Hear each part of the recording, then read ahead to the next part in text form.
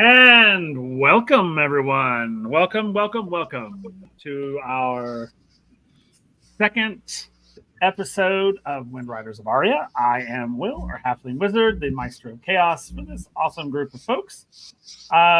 If you did not join us last time we were here, we did a sort of playthrough beginning of a brand new TTRPG platform that we are using called Surge. We're super excited about it. It's been a great experience so far. Of course, we have Greg here with us tonight, who is one of the co-creators of Surge. He's here to answer any questions. As our players are going through the session tonight, if they have any questions, we can ask Greg. If I have questions, I'll ask Greg. If you have questions about this brand new TTRPG platform, you can ask questions in the chats wherever you are, and we will try to get those questions answered for you as quickly as possible. But before we get into all of that, let's go around, let everybody sort of introduce themselves, who they are, who they play, and what's something that you're excited about for tonight's session. Okay, and we're going to go in reverse order this time. So we're going to start with Crazy Gamer Lady. I love how you start in reverse order and they still wind up first. This is great. Hey guys, I'm the Crazy Gamer Lady. You can find me on TikTok under @CrazyGamerLady. You can also find me on ADH Adventures with a certain halfling wizard. And I'd be playing Akasi on Unlicensed Magic War Crimes. That's pretty much it because I have no life. Did you say who you were playing in this one? And right. What you're looking forward to? I am currently playing Elena Verdant, the Wodel, who is very, very eager for what's going to happen and really hoping that nothing remarkably bad happens. But so far, she's excited because she's been able to even impart some of her knowledge, like how to deal with tannic root.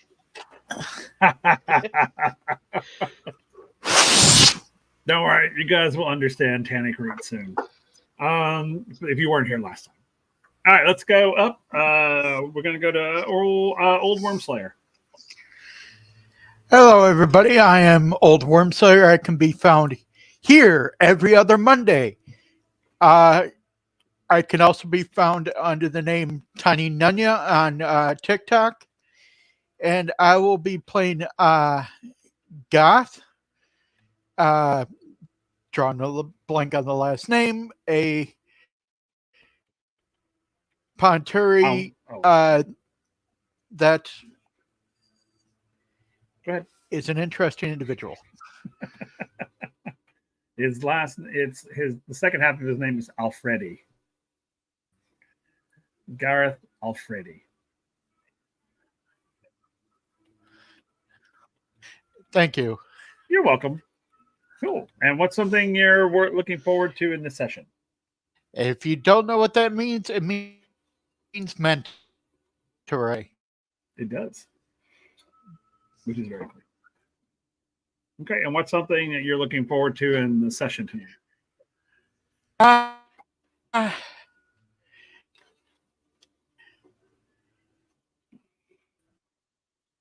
Seeing what Riku's going to be up to when he arrives. Fair. That's fair. I think we're all kind of looking for that. Let's see. Let's go to. Oh, go ahead. Figuring out what's in our immediate future for that doesn't know how to wear gloves while working with a certain vegetable. I'm good. All right, let's go to speaking of a certain vegetable, let's go to Kel. Uh-oh. Yeah, tannic root is my Dinkelberg at this point. But I'm Kel, also known as the Celtic Wyvern King. You can find me Monday here on the Halfling Wizards channel. Tannic root, I think they would called it. Yes. Go ahead, Kel. Yeah. But again, you can find me every Monday here on the Halfling Wizard channel for either Windriders of Aria, such as today, and every other week after this one. And then on opposite Mondays, you can also find me on Orlea Origins, which is we've had a little fun with that one. Especially since I get to play a bar there. And actually, I live with the creative juices flowing last as my fellow players know on that part. The God, I can't rhyme to save my life. Thank God for the or not for a rhyming thing online. You can also find my own channel and on TikTok under the same name, like Celtic Weimer King. Because on my channel, every other Friday, including this Friday, I run a Stargate 5e campaign. And the opposite Fridays of that, over on the Dinner and a Game Show, we're actually going to start our Walking Dead campaign. Where we're going to be in New Orleans, which got the worst of it when the outbreak happened. Okay, fair. Well, no, because in the Walking Dead, there's a hurricane hit and flood New Orleans, like the levees, they couldn't close them, so the places keeps flooding and flooding. So, yay. And I'm playing our Jin, who showed his very cocky and arrogant self last time, minus his hands, where he was definitely caught purple/green handed. And when it comes to what I'm looking for tonight, one, definitely to seeing what Riku comes up with. I've been in one other campaign with him, and we kicked it off so well. Now I'm hoping we do the same here. But for A, I think I'm just ready to see what A is going to do tonight based on what Will's got planned for us. I remember we were getting ready to go to mess hall, but first thing that popped in my head was food fight from Ruby, because who doesn't think of Ruby when you hear food fight? Fair enough. Well, I guess we'll see. All right, let's go to Lisa. Hello, I'm Lisa, D&D Winterwolf on Discord and TikTok. I play Katarina Zephyrian, a parry. I'm just looking for. I came in late into the chat, so I didn't get to chat with y'all beforehand.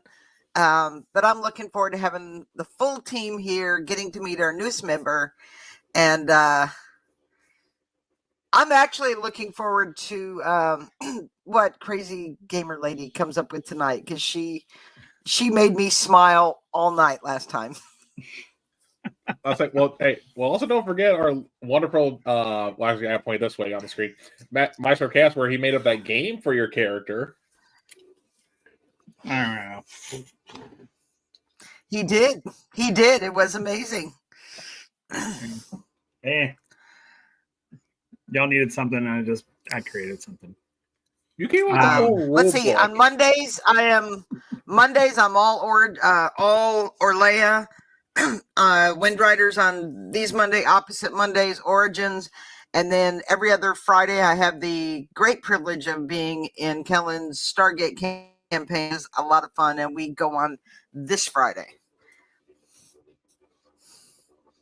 Oh, I was going to ask, is it this coming Friday, right? Yes, it is this Friday. Okay. Cool. I thought I missed it for some reason, and I was like, I tried to go back and find it, and I was like, I don't see it. Because like I said, because we had a player down 2 weeks ago on our previous episode, so we just did a 5v1 shot. Okay. So yeah, that's fair. Okay. All right, and let's go to not really our newest player. He's been with us from the beginning, but this is his first time with us. So let's Riku, why don't you tell us who you are, and don't tell us too much about your character, because you're going to introduce your character in a little while. You can at least just tell us the name and maybe the race, and then we'll take it from there. And then you kind of what you're excited about. Sure. Yeah. Hi. I'm Riku. Very happy to be here. Very happy to finally get in with this group. You can find me on TikTok or really any social media as Pup Riku. I'm do a lot more with Vibe Tribe Productions. I'm one of the board members for it, as well as the DM for the Academy. And I also play in a couple of their games in Unveiled, and what is the other one? Why can't I remember it? We just played it last week. It's Monday. That's why. Yeah, Gaia Chronicles. So yeah, and I think I actually was on one of the Orleo one shots last year, the year before. Oh, you were, because I still remember what your monk did as our ship was going down. I wasn't a monk. I was the Eldritch you were a Knight. monk. No, that's right. Sam was the monk. But either way, you still use your thunder thighs to save someone. Yes. Not exaggeration. That's literally what happened. You gotta love those nat 20s. But yeah, so that's my experience. If you want to catch out some of the other stuff that I do, there's that. I'm finally done with my theater stuff for the spring at least. So I'm gonna be here more regular. Yay! My character I am playing, his name is Carrick. He's a Ponturi, and that is all I'm gonna say about that until y'all are introduced to him. And what I'm looking forward to is just, first off, just getting back into this with all of you. I've been really busy lately and finally getting to chance to really interact with everyone. I'm really excited. I'm also really excited to play another TTRPG that's outside of the realms of Dungeons and Dragons. I'm super excited about that, and warms my heart that we actually got to get into play something with folks that created it, because that warms my my game development heart myself. So that's awesome. I can't wait.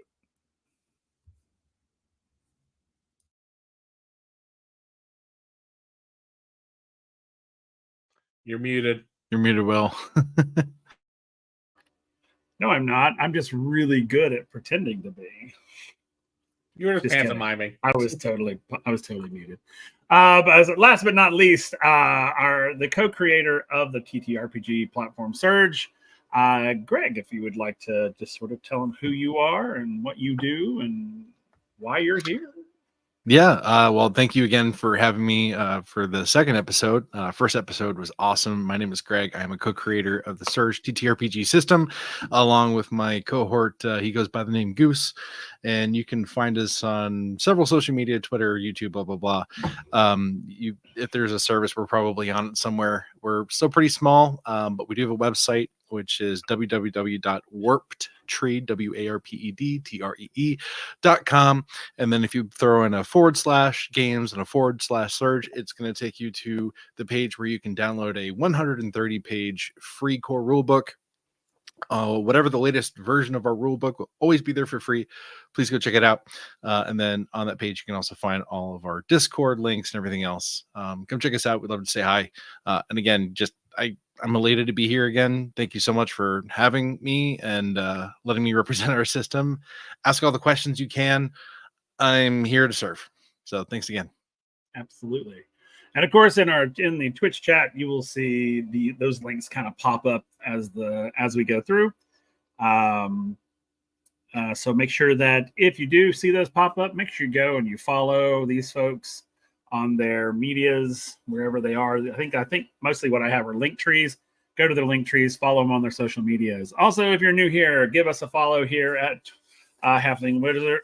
Excuse me, at the Halfling Wizard Twitch, so that my brain just like totally flatlined for a second there, so that we can work our way to affiliate.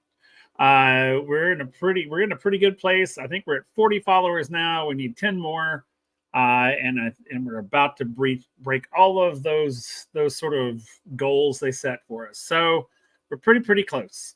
But yeah, please give all these folks around me a follow.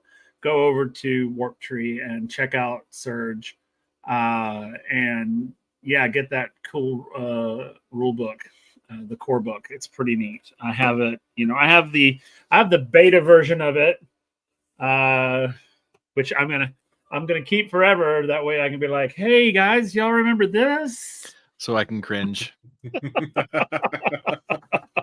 One of these days, Greg, I'm gonna meet you and I'm gonna have you sign it. That way I can be like, I have a signed copy of the original. I'll do it too. That said, we are in the middle of a rewrite, so whatever it looks like now is not what it's going to look like in probably a couple of months. Which is awesome. We're super excited about it. Yeah. Super excited. So, all right. So we're going to get into it. So before we get into the dining hall shenanigans, which I'm sure are on their way, we're going to introduce Carrick. Now, excuse me. Ooh, throat. So Carrick, as you tell us a little bit about your nation. You come from Asmarin. So give us a little rundown about them, like a little bit about like their government style, just a little bit of what we, of it, just so we can understand where you're coming from. Certainly. So Asmarin is a little bit more tribal than city life. The tribes themselves are in these just various different areas that do interact. There is a center gathering place, almost like a universal market for everybody in all the tribes to come share and such like that. So my tribe for Carrick is more situated in more of the wooded areas near one of the major rivers that flow through. This river tribe is right along the riverbank. You see a lot of homes that are built not just right on the bank, but even in the water. Carrick's own home actually resembles a pretty large boat. And he just hangs out around town. It's one of those quieter. He's from a much more quieter tribe than some of the others, but doesn't mean that he doesn't know how to make a ruckus. He's probably well known to be very active, hopping around everywhere. Even though he's a Pontori, folks will think he's also has some monkey in him with how he just runs around and just enjoying life. Much to the enjoyment of some and the annoyance of others. The thing is, outside of his tribe and outside of just this area, he hasn't really seen the rest of the world. He's been very confined to this tribe, and not many folks really leave their tribes to explore the outside world. But partially for his own enrichment and partially because his parents want some peace and quiet, he was sent out to explore the world and see for himself. This has always been an interest of Carrick's, to just see what else lies beyond the forest, but has never really had the chance because he does so much. He's a bit of an over volunteer too, so he ends up doing a lot around the village as well. So yeah, that's where Carrick is from. Okay. So one thing about Asmarin is that it is sort of in a collection of nations that are aligned with the Kingdom of Fossa. It is the northernmost sort of province, just above Ebria, which is the largest on this side of the world. And so when and I think roll me if you could just for you could roll me a D100, please, and then a D6. This is not game. Well, it is game related, but not. It's not surge related. It's more how many people are coming in your group, basically. So it looks like it's a 75 on the D100 and a 6 on the D6. Okay. Give me a second. Let me roll something. You said a 6 on the D6? That is correct. Okay, cool. That means I need this one. Okay. So there are 6 of you in your group that have been selected to go to Fossa City to represent your nation in this sort of international collaboration that is happening currently. So, as you are told, they gather the six of you together, and they tell you that you don't take anything with you. You literally will leave here and arrive there with just basically the clothes on your back. So when you get to the departing station in Asmarin, you sit there with your six comrades, waiting, not really knowing what is going to happen next. Like, this is a completely new thing for everybody. It's excitement, and it's you're a little scared, a little anxious. And as you're sitting there, you will see this sort of billow of smoke in the distance as something is coming closer to you. As it gets closer, you will see that it is what would look like a steam engine train, as this sort of gigantic mechanical machine pulls into this station, which you have seen before. You've seen them come and go through here before as trade and things of that. So it's not something you haven't seen before, but it's probably the first time he's ever been on one. So it pulls into this station, and a rather tall woman steps out, and she says, she looks at you and your group, and she goes, "Are you the representatives?" Yes, I believe so. Very good. If you will please step this way, tell me your name as you enter. And then she will start to write down names. And she comes to you. What do you tell her? Oh, my name is Kedek. Kedek. Very good. Right, you may enter. On board, please. And Kedek is gonna just bolt onto the train and just start looking around, just amazed by just how everything looks. He has never been on a train before, so he's like just mesmerized by everything. He's like trying to look into the conductor's spot and just exploring this train like a little child. Love it. Yeah. So so everyone gets on. She closes the door behind. What you see when you walk into this car, it is lush. I mean, it is like these beautiful sort of overstuffed seats, almost a velvety sort of material. And the windows have these very nice sort of bright curtains on them. There are tables that fold down and fold up for eating or socializing, that sort of thing. It is a pretty big sort of car. So the six of you inside this, you have tons of room.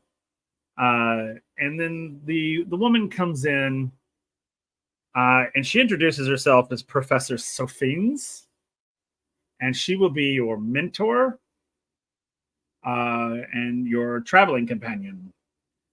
She says, you may walk about, you may explore, please explore. Just please do not, do not infuriate the engineers because they are trying to work. But everywhere else you may go, there is food, there is beverage.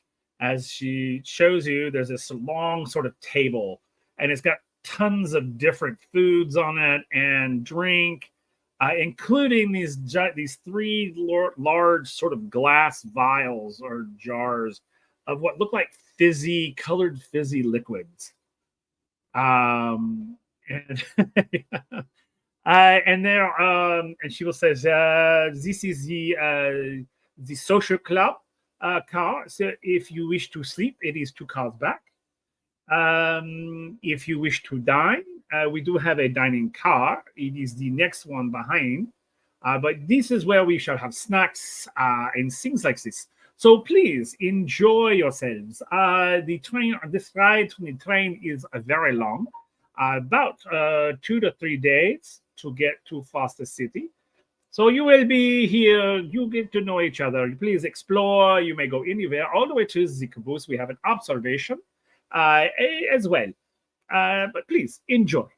And then she will go and she'll sit at like a station that's got like knobs and sort of all these sort of like what look like what we would think of as electronics.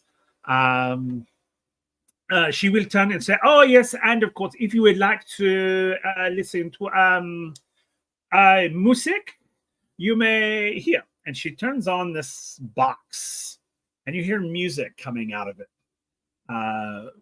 which you probably have never seen this before. This is like everything in this on this train is brand new to you, and she just says, "Just please do not push buttons and things of that, because the conductor will be very angry.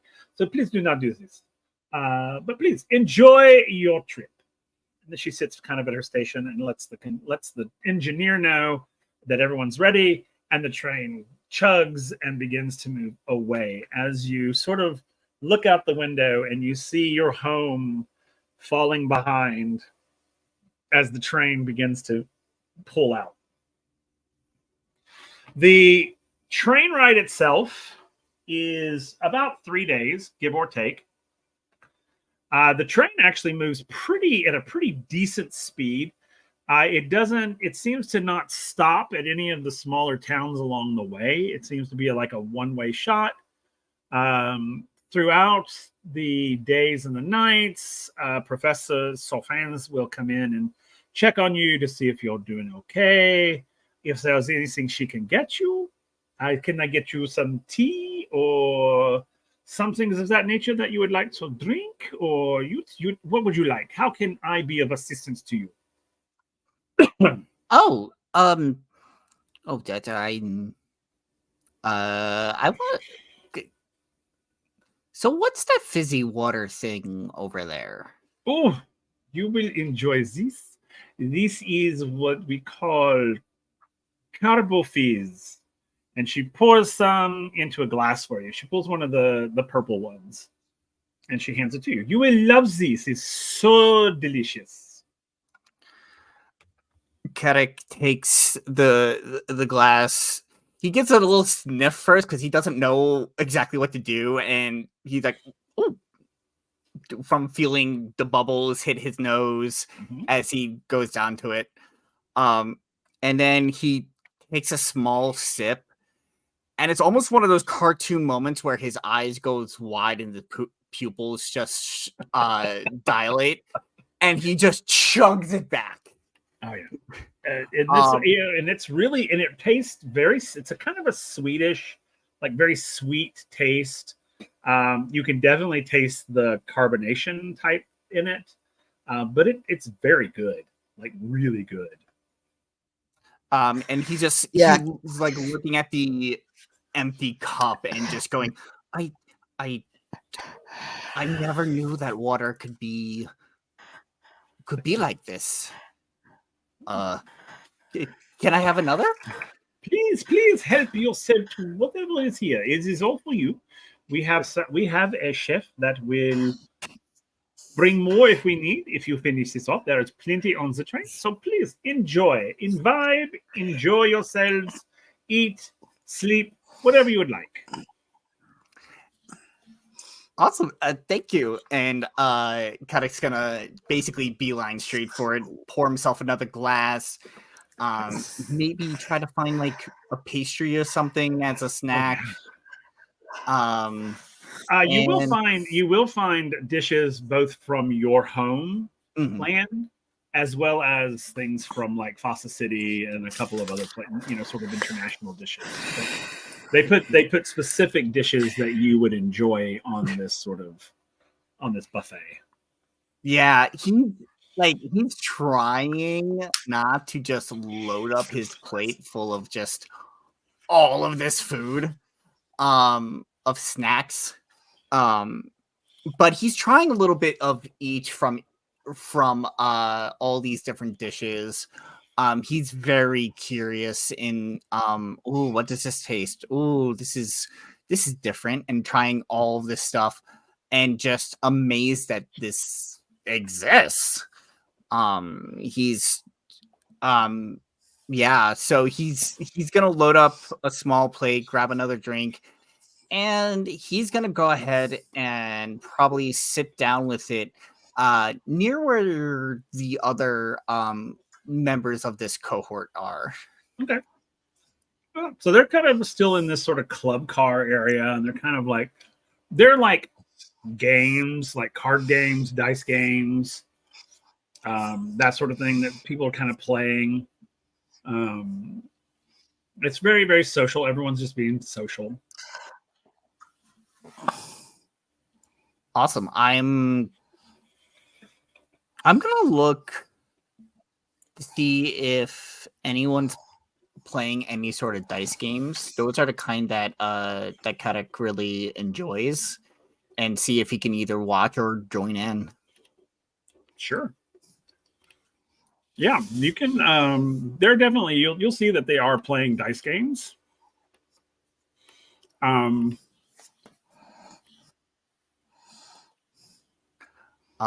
Yeah, he's gonna go up to one of them with like and just say, sorry, well, yeah, mind if I join in on your game, or I can wait for the next one? And of course they all know you, so they're like, yeah, come on, sit in with us. Come on. Awesome. Y'all excited about where we're going? It's weird being outside of my village. They're like, yeah, this is a great, and they're like telling you you're getting different things from different people. Some of them are like, yeah, this will be cool because I got away from my parents, and this will just be a long. Basically, there's a party, like just going down here to party and have a good time. Like they just wanted to get away from home, and that sort of thing. And then some are like, yeah, this will be really exciting. This will be really exciting. I've never been, outside of home.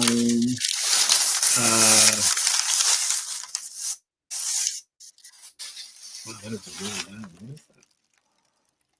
Okay. So like, yeah, this is my first time. First time out from home. I want to go, and I want to, yeah. And they're just telling you all various stories of what they're looking forward to. Some of them are, it's a little on the shady side of things. Like you think maybe they might, get you in trouble. So like I haven't been there before. Yeah, they're sort of, yeah. Yeah, I'm Kadak is probably just giggling through it, enjoying the stories, enjoying hearing everyone's input, kind of getting a mind of who do I have to watch out for? Who's going to be my best friend? Who do I have to watch out for? Things like that.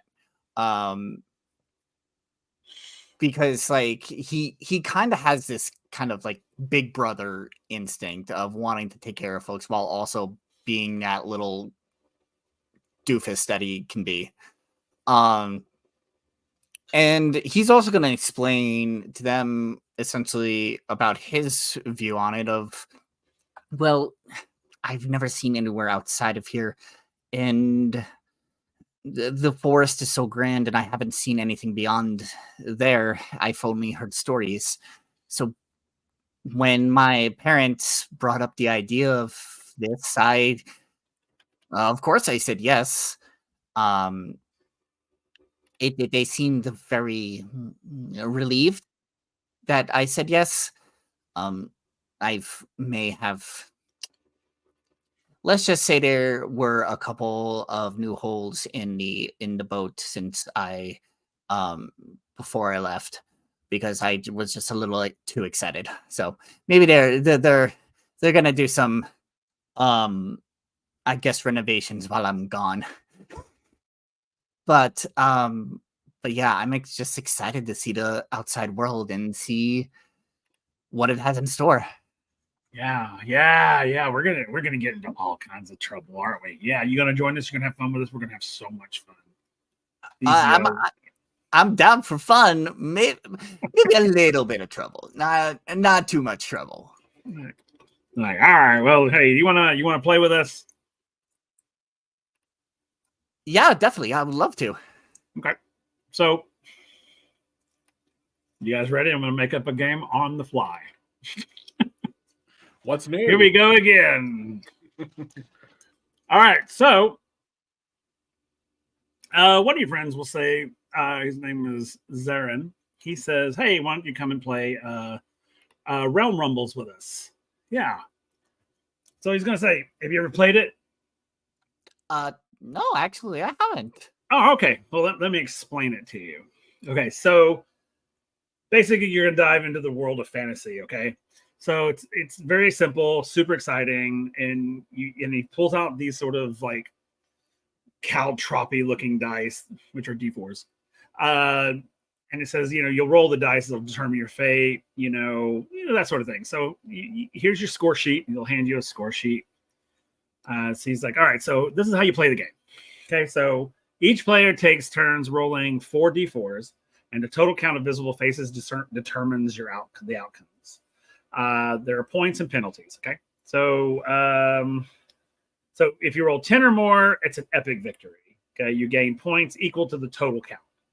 If you roll anywhere between, let's say, 7 to 9, that is a heroic success. Okay, so you'll earn sort of moderate points, adding half the total count, rounded down to your score. And then if you roll 4 to 6, that's neutral result, so you don't gain or lose anything, but you can strategize for future rolls with those. And then if 3 or less, it's a perilous setback. You'll totally lose points equal to the total count that's on your dice. Okay? You with me so far?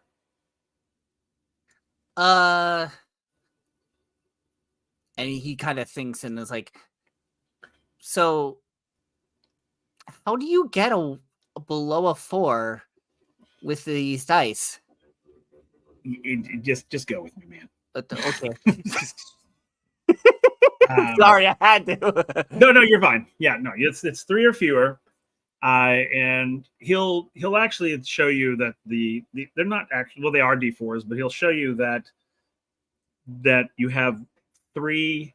There are 3 red die and there's 1 black die. The black die has less points on it. So you roll all 4 of them, and that's how you can get below a 3. You can get a 3 or higher on that particular die. Gotcha. Because it has on the fourth side of it, it has what looks like a skull and crossbones.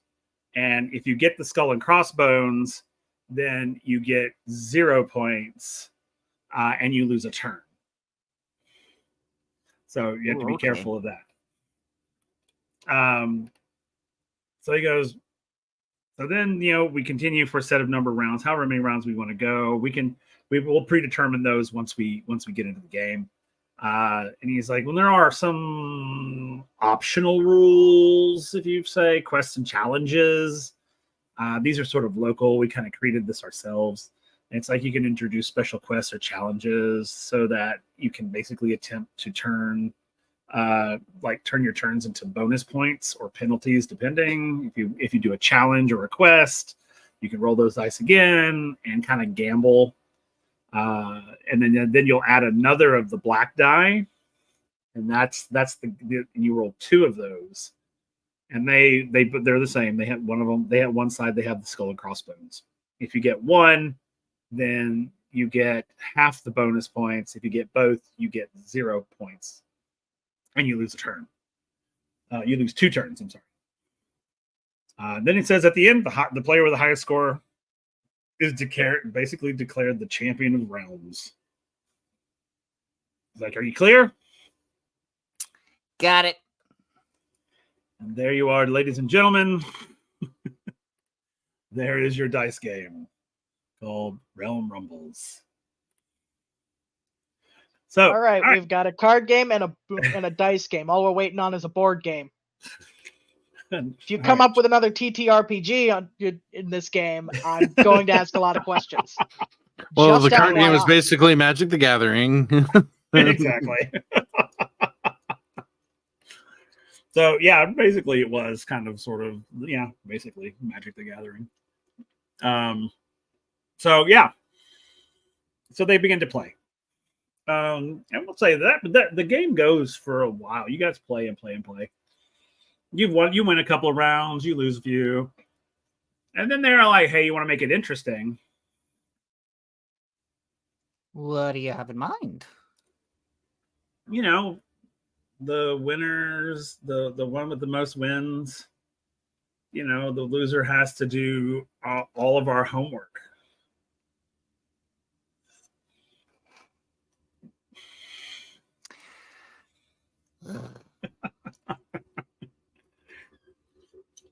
Tempting. Tempting. You know what? Bet. Okay. Excellent. I love it. I love it when you guys take these risks. I love it so much. Okay. So you guys will play. Give me a second. We're going to do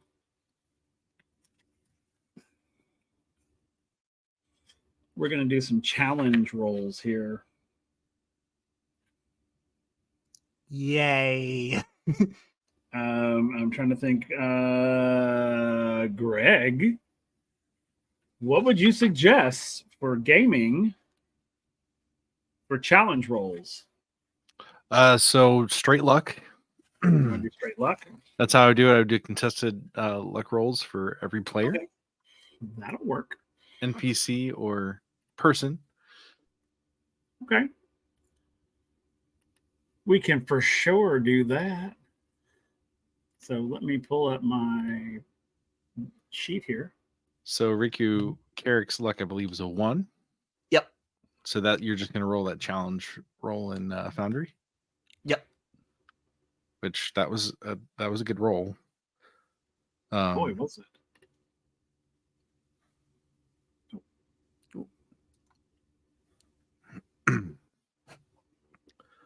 Yeah, so you can see that you actually surged there. You rolled a 4, and then auto rolled the next dice. You rolled a 7. So first surge of the night, first roll. Yes! Woo! Look at that. Look at that. My guy's rolling crappy. So let me hit these roll again. Yeah, look at that. A 2. Ah! 3. 2. 2. A 3. 1. A 1. 1. 5. Yeah, I did roll 5. Another 1. 2. 3. And this will be okay. 2. You won that one. 2. I'll give it to you on that one. If you meet it or you beat it. Yeah. All right. All right, so let me favorite see. player. Yeah. Let me go back up here and look. All of these rolls. 1. So that's 2 for you. And that's 3 for you. The first roll was really good, and then all the rest of them sucked. 4 for you. 5 for you. Should we start a tradition of snaps for surges? I know. Yeah, snaps. All right. Well, you won. So hey! by 1. And then 1's all you need to beat it by. Yep. So cool. So by the time you guys are getting close, when you guys have stopped playing, you've basically tallied up enough to where they have to do the losers have to do the winner's homework the whole time there. So they'll be like, you know what, I'm done. I'm gonna go to bed. This is no fun anymore. The guy, he takes his dice and like walks away. Sorry. I hope he doesn't hate me. Nah, don't pay any attention. He's a sore loser. Hmm. You're good. All right. Well played, man. Well played. For never having played before. Well done. Thanks. Sometimes you just need to let fate take its course. Cool. So, what are you looking forward to when we get to Fossa City? Oh man, I don't know. Like, I hope I just have a chance to explore and just see how other people live. I guess that's really what what I'm looking forward to. I hope I can meet new people. Not saying y'all are great. But like I just want to see this world out there, and I don't even know what to do first. That's fair. I get that. How about you? Well, my father was excited that I was coming. I mean, I don't really know why I'm coming. I don't know why I was chosen. I mean, I'm not all that. So, but I mean, it's exciting. I've never been out of my village before, so this is kind of exciting. This whole train is like, I mean, it's like he kind of looks around. He's like, it's like magic.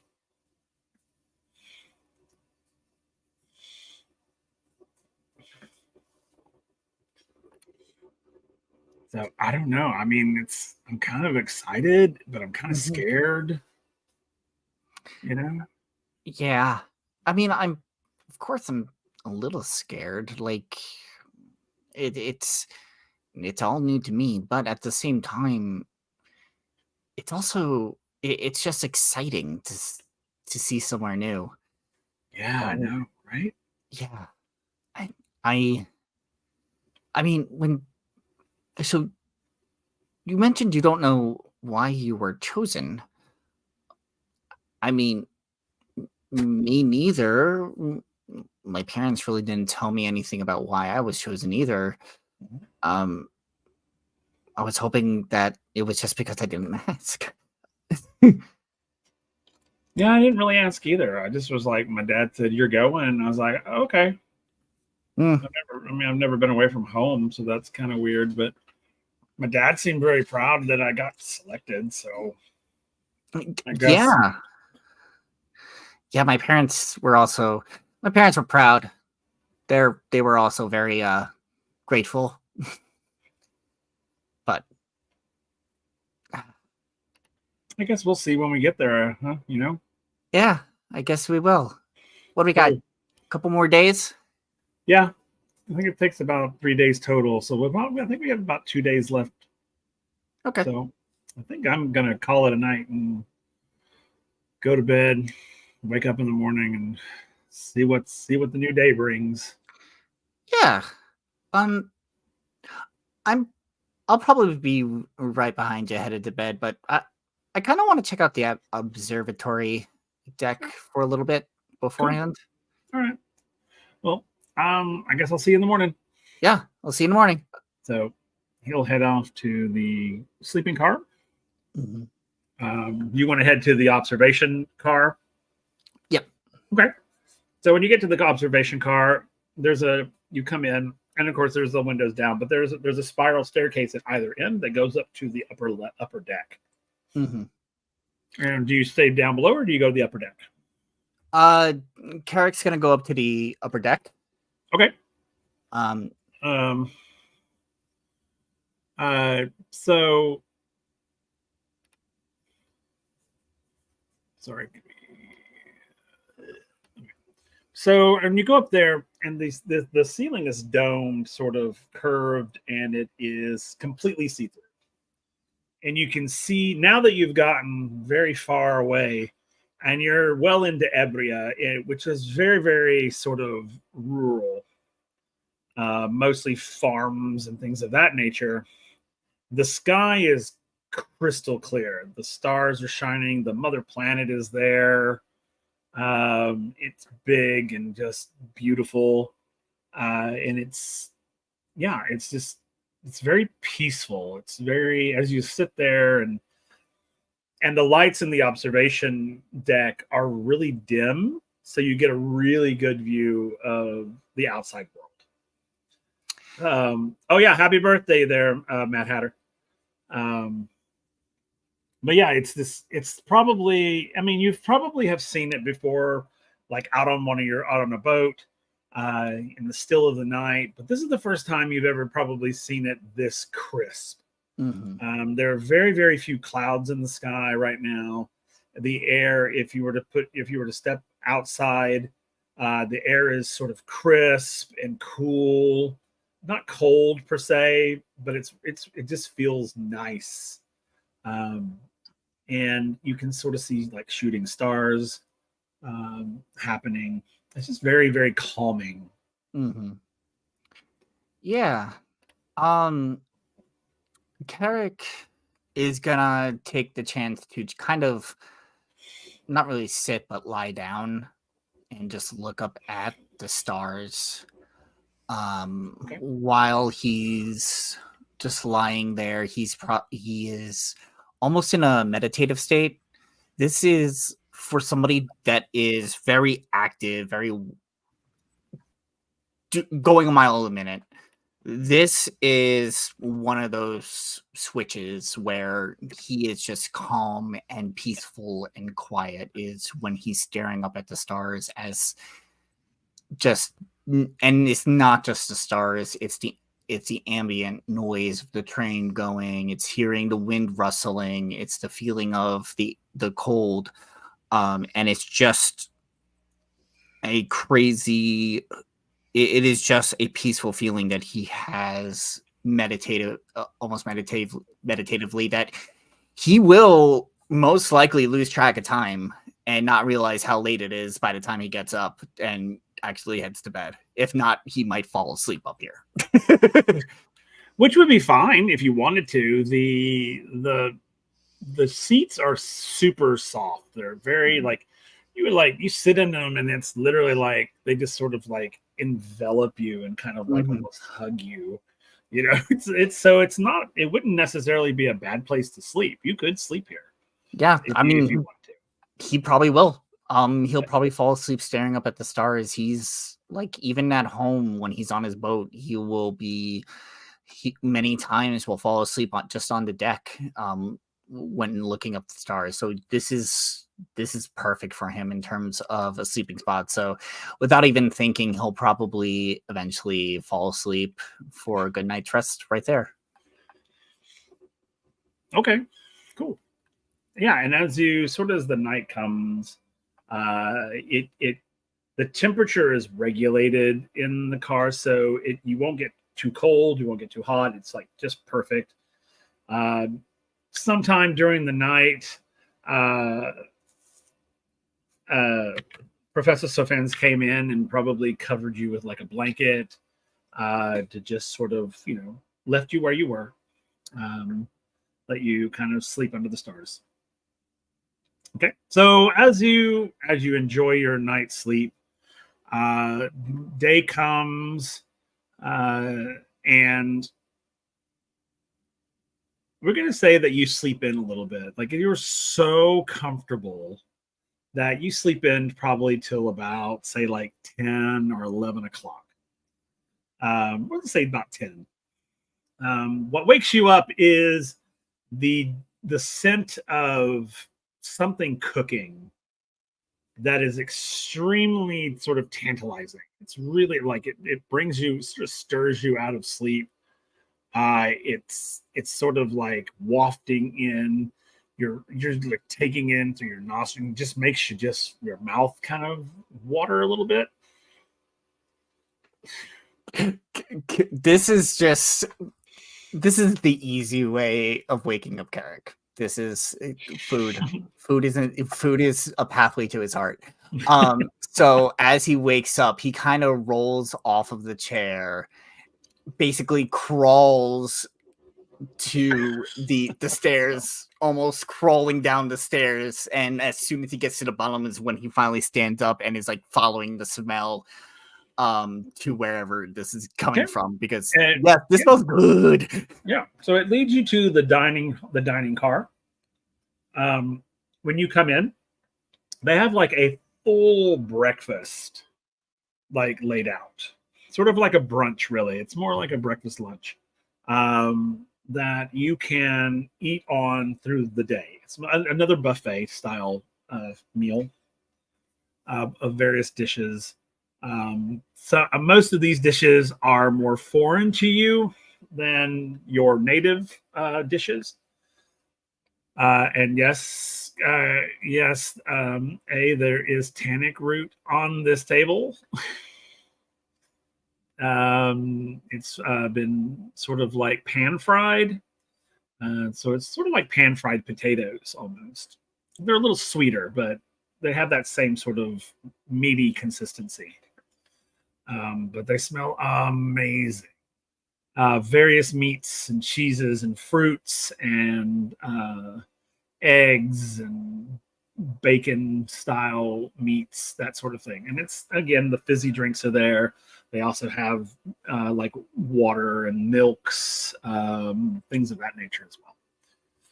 And Professor Safens is there. She's like, "Oh, good morning. You please help yourself to some food. I'm sure you are very, very hungry from your long day yesterday. And I hope you had a good sleep." Oh yes, it was like I never left home. It was really nice. Good. This is what we want to hear. So please enjoy yourselves. And he's gonna nod and go ahead and grab a plate and again start loading it up with food, starting with things that he's never seen or had before, little samplers of each. Okay. And at this point, like, now that he's comfortable, he's not gonna hold back. It's just gonna be a pile of food on his plate. Why do all my characters end up like this? I don't know, but it's great. I've noticed this a lot with a lot of my characters, that they tend to love food. I mean, food, man. Come on. I know, right? True. I've never heard someone complain about liking food. Again, you saw me compliment the fact that we had a character named Cookie as the cook on the ship just because of the 4 basic food grouts. All about food. I'm just realizing it's a trope I go with, is the giant mountain of food my characters always end up getting. And I love that. Remember, we're all anime fans. It's ingrained. Fair. There's a little Goku in everyone. Fair.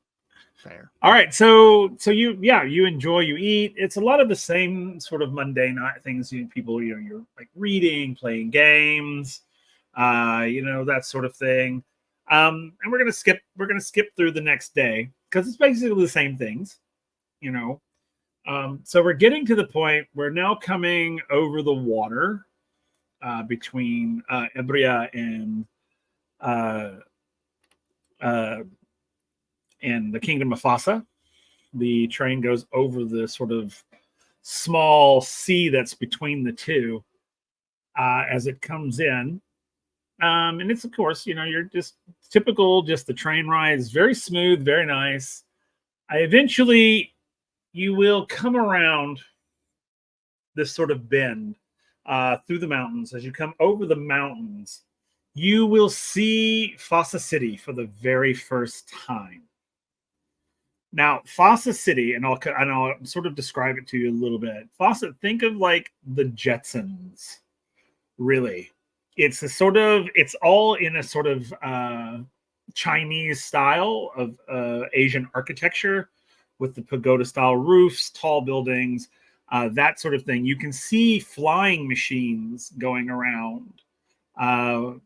You see sort of people hustle and bustle, once you get closer to the city. You can see when you get over the crest of the thing, you can see the port where the ships have come in, and the submarines have come in.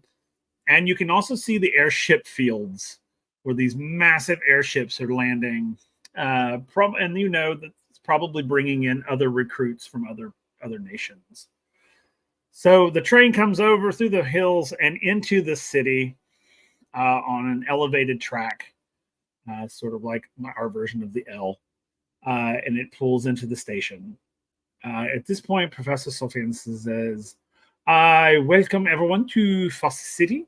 Please, when you exit the car, make sure that you go find the sign that has your nation's name on it, and go there, please. And then eventually you will be separated into your cohorts.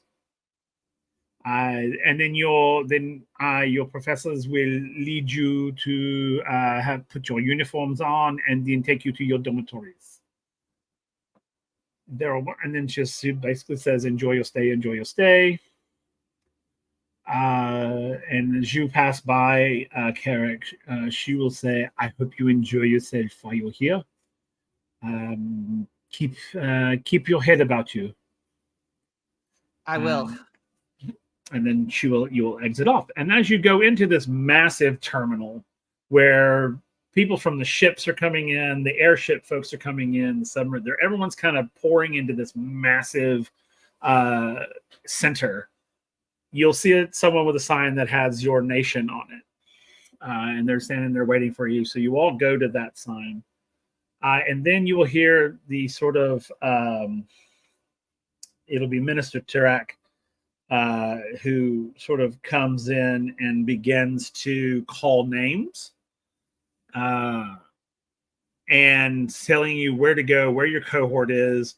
You'll go to your cohort. When you get there, and you are given to, you find out that your cohort professor is actually Professor Sofans, who you're familiar with. So it's like, oh, and she's very excited. She sees you. She's like, "Oh, there you come to your cohort. This is your cohort. These people will be your family while you are here.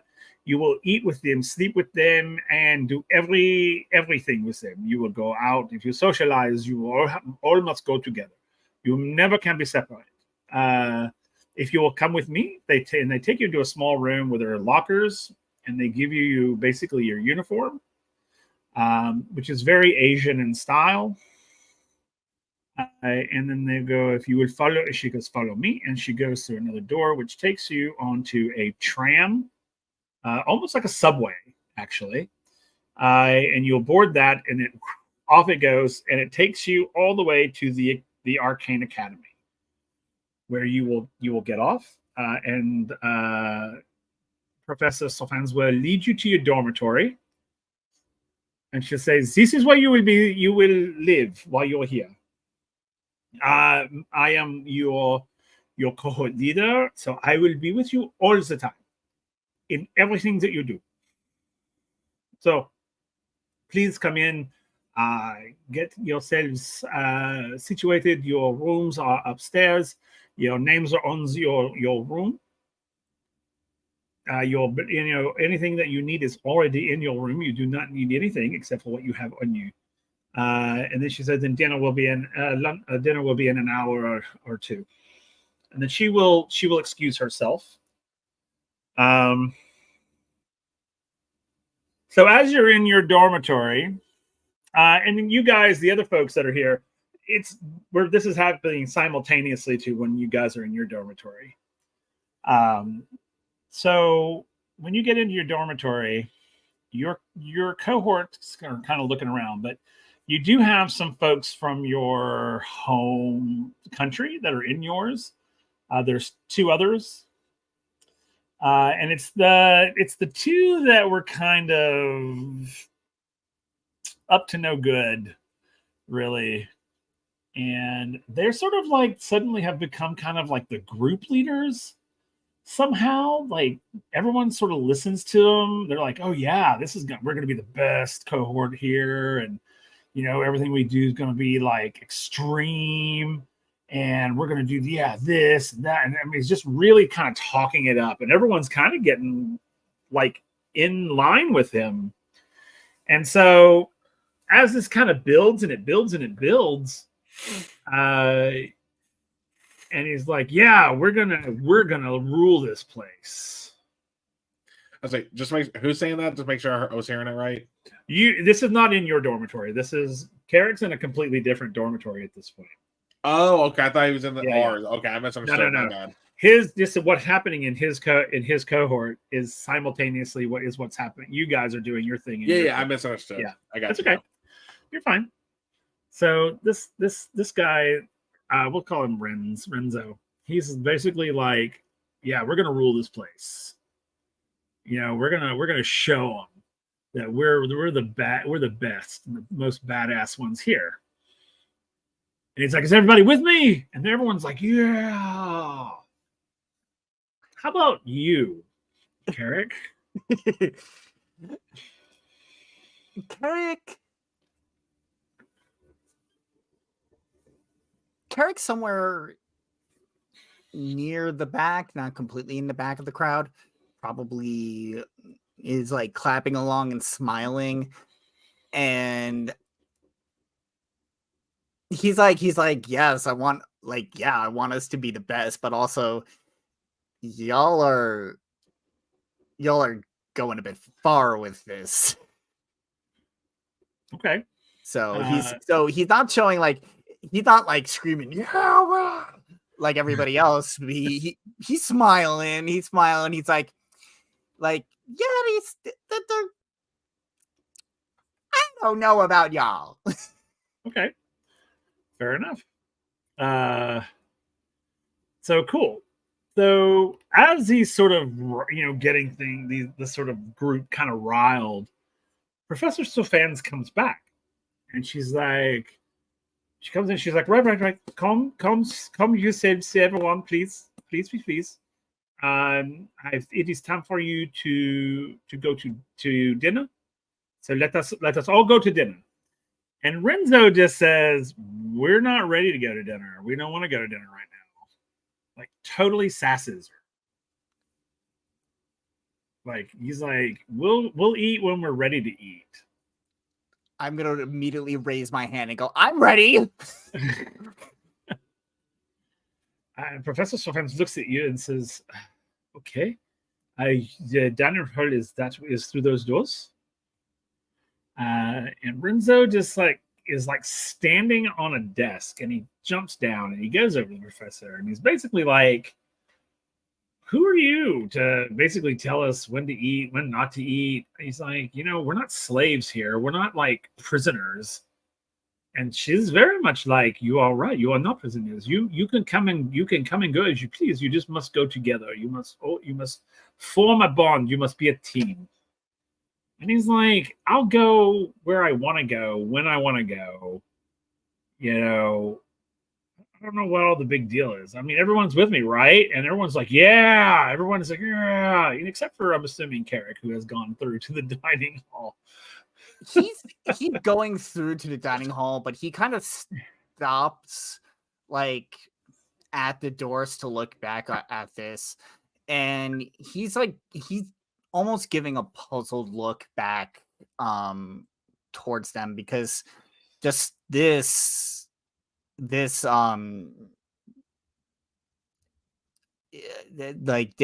is, he's like, I don't know if he's gonna say something, but he's giving this look of, what's the matter with you? This is a one-time in time. Enjoy this experience. They're just, I get they're trying to have us have a bond. You're not. And then after a while, he's just like, whatever, and then steps inside to the dining hall. Okay, cool. So you go into the dining room, and the door closes behind you. Once the door closes in the dining hall, you can't hear anything. You can't hear anything beyond. Overstimulation. So as you're sitting in this big dining hall all by yourself, about 5 or so, 10 minutes maybe pass, and you cannot hear anything. It's like completely sensory deprived at this point. You can't hear what's happening beyond the door. So as you are sort of sitting there and getting a little antsy, you hear the sort of door begin to open. And Professor Sofans walks in and says, Carrick, if you would please accompany me. Sure. Yeah. Please follow. And she exits the dining hall and back into the common room. When you come into the common room, it is completely empty. There's nobody there.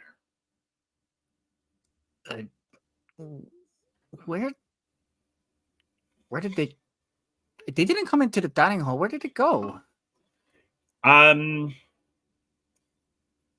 Your cohort has been suspended and sent home. Huh? So you are going to join another cohort. If you will come with me, please. Okay. And he's like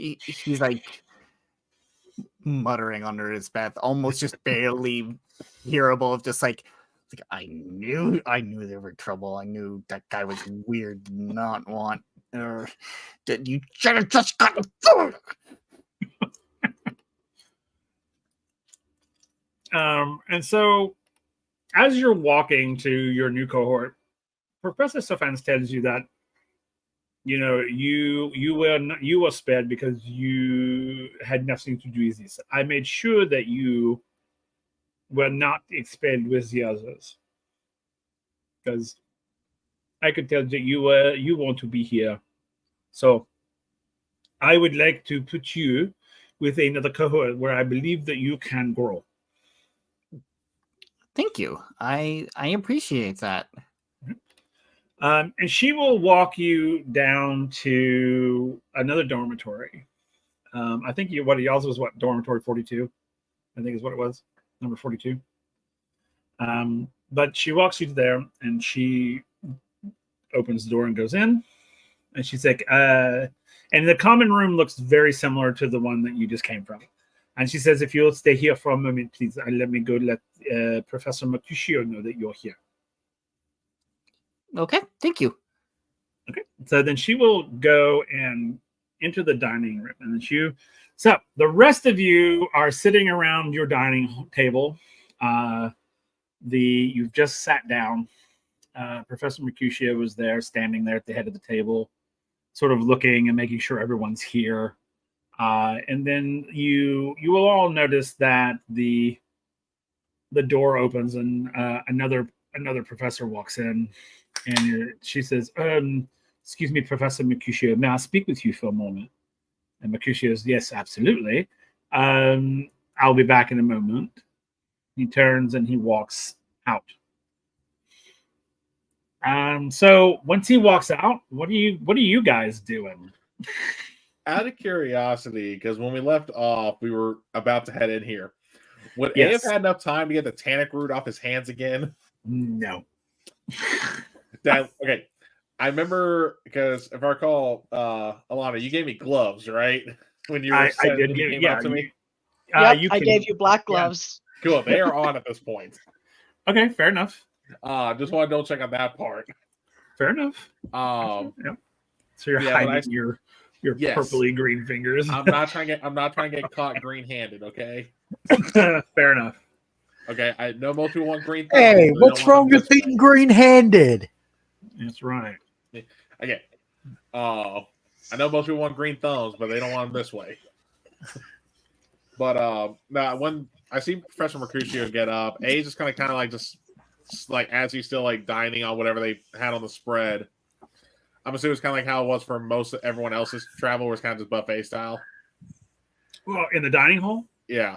Oh no, you will be served a meal. Okay.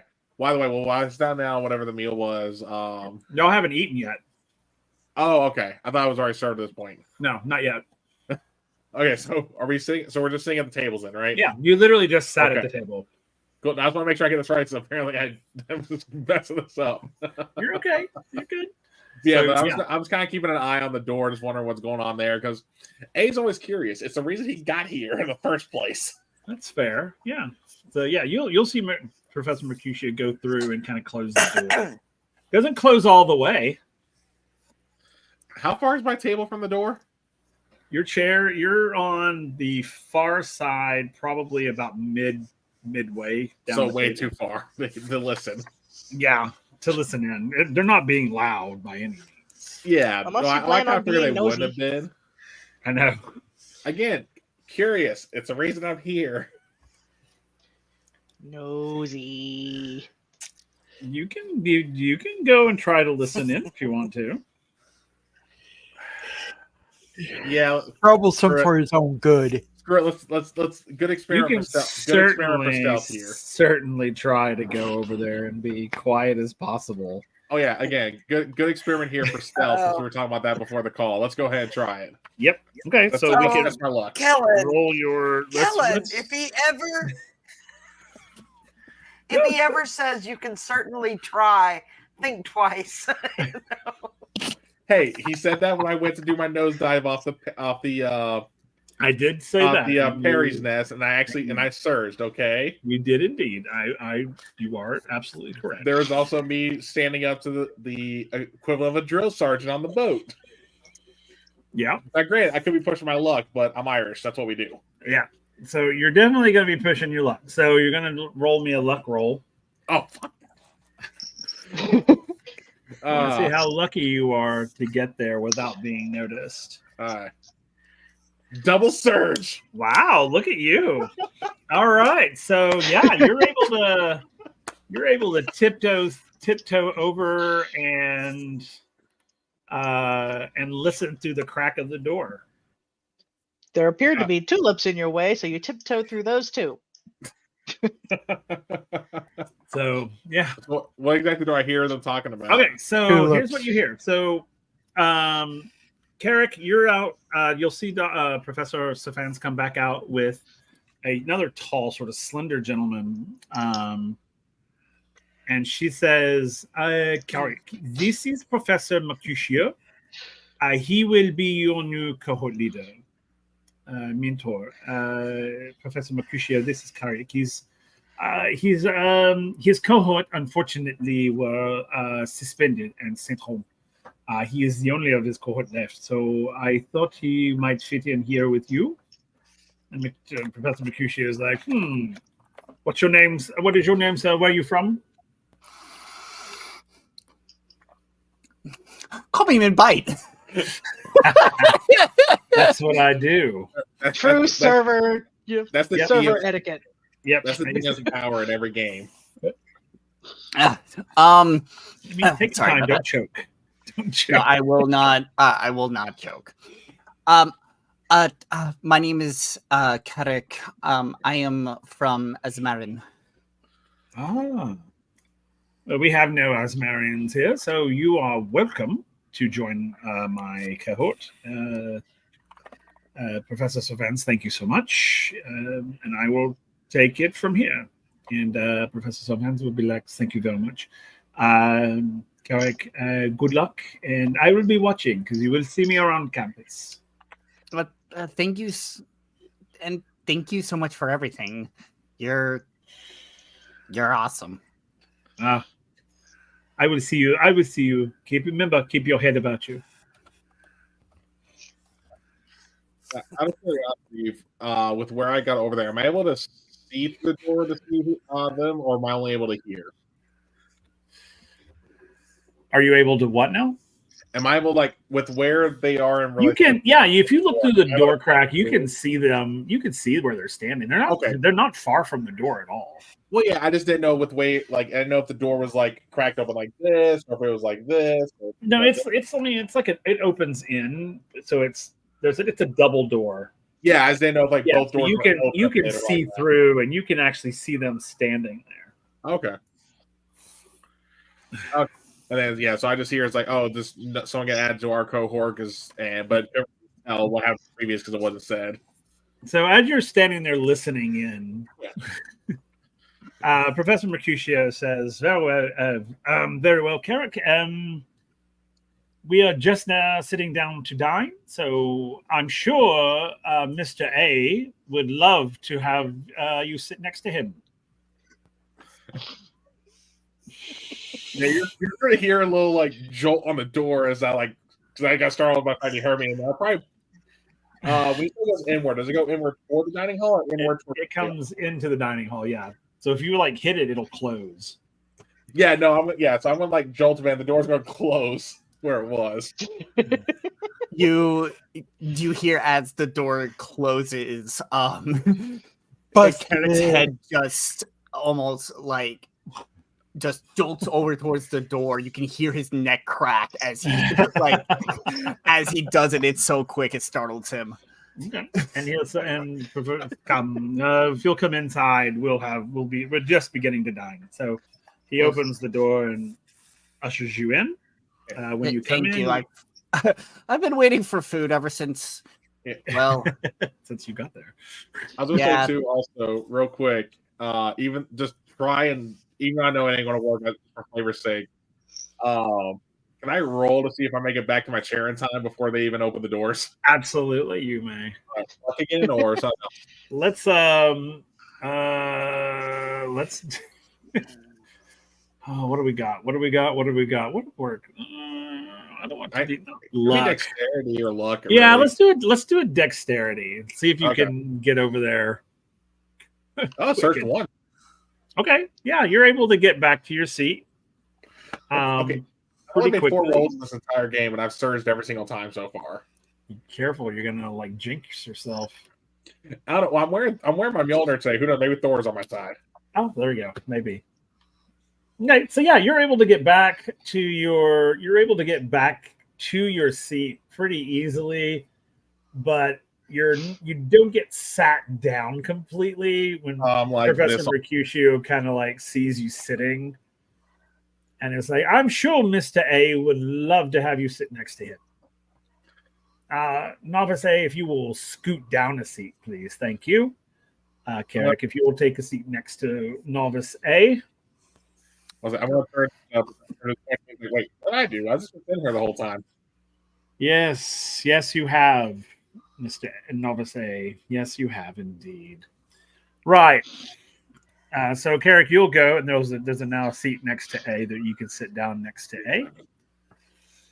Go ahead. Everyone, if you will take a moment and welcome your new cohort member, Mr. Carrick, or Novice Carrick. He will be joining our cohort for the remainder of your time here. And he will spill the tea. He will say Mr. Carrick is here because his cohort was summarily suspended and sent home for breaking rules and creating dissent. So right. They gave us the smart one. Yes. I just wanted food. He's like, I just want to eat. I just wanted to eat. Everyone else said they didn't want to eat. They didn't want to go get food. So I decided to say, I thought I was going to get suspended from breaking off from the group because I wanted food. And then they're all gone. Well, this is a much better cohort for you, Novice Carrick. Yeah, I know. They already know how to get food when it's time for food. We also know how to listen. So Professor Mercutio will go and he'll pull the dinner gong, and you'll hear this sort of gong go off. And then from a door on the far side of the dining hall, the kitchen staff bring out your meals. They are individual plates. And so they'll give each person a plate. They'll give each person, you'll already have glasses. They fill your glasses up with this sort of a fruit drink. It's more of like it's more of like an energy drink, really.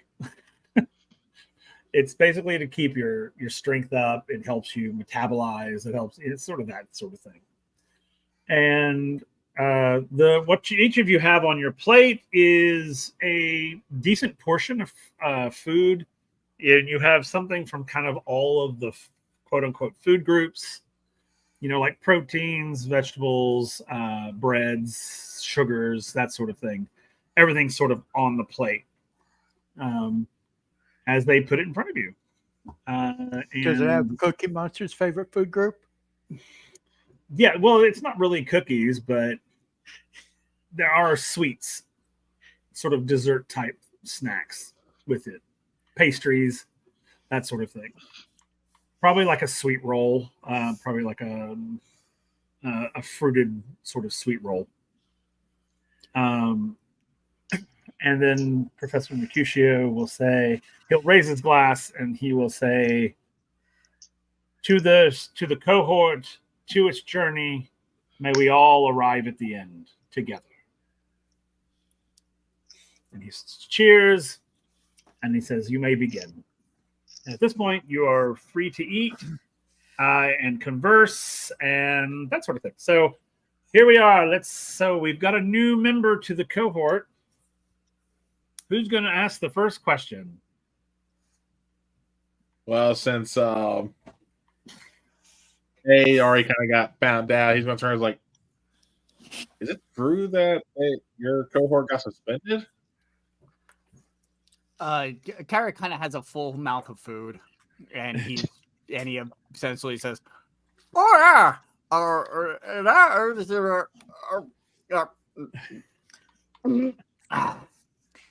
yeah, there was this couple of the other cohort members that apparently didn't like the fact that they told us that it was time to eat, and so they started like chanting and being like mad against the professor, our cohort leader.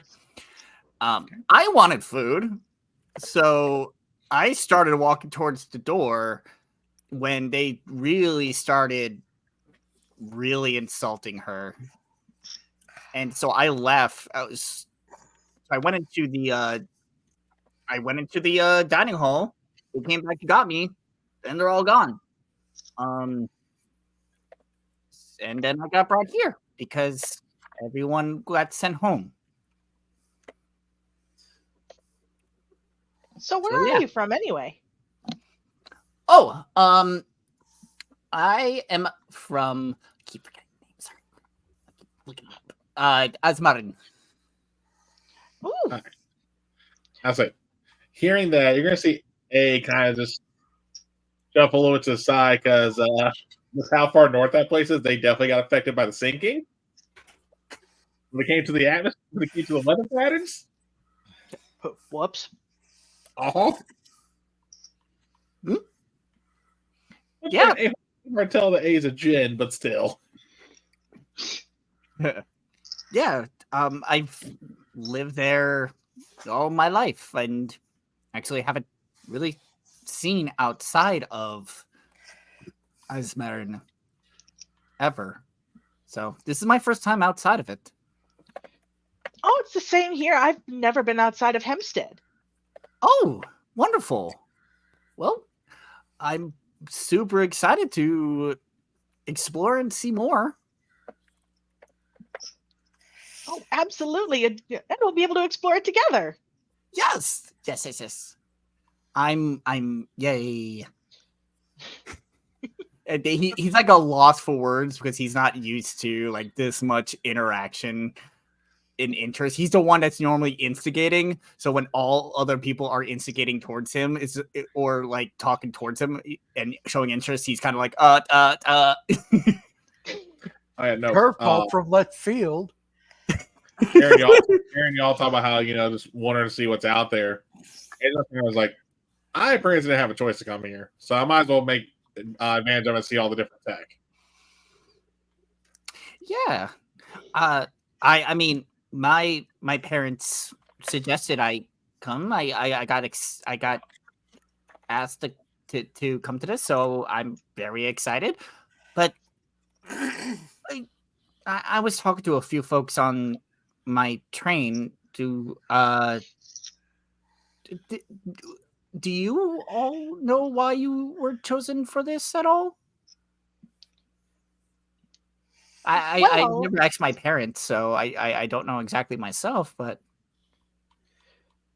well, my family just came into the wealth that we had, and apparently in Hempstead it's traditional for people who just entered into that realm to come into the academy. no. Well, that's I don't think I share the same reason as you do. But yeah, cool. For some of us, apparently it wasn't by choice. Others, circumstance led to it, or in my case, success with some luck.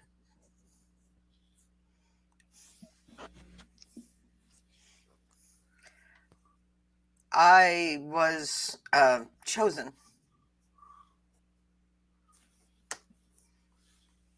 Cool. And she is very systematically eating like one bite of protein, one bite of carbs, one bite of vegetable. I mean, very elbows off the table, you know. It's like, Just very proper. yes. Oh yeah. While Carrick's right there just shoveling food down his throat. Oh, A's on the same with character tonight. Not necessarily shoveling, but definitely not being all prim and proper as Katarina. Just because A wasn't in that kind of circle of lifestyle in Stormhawk. Elena's eating kind of like Katarina. She's just more, less systematic and more just polite. There you go.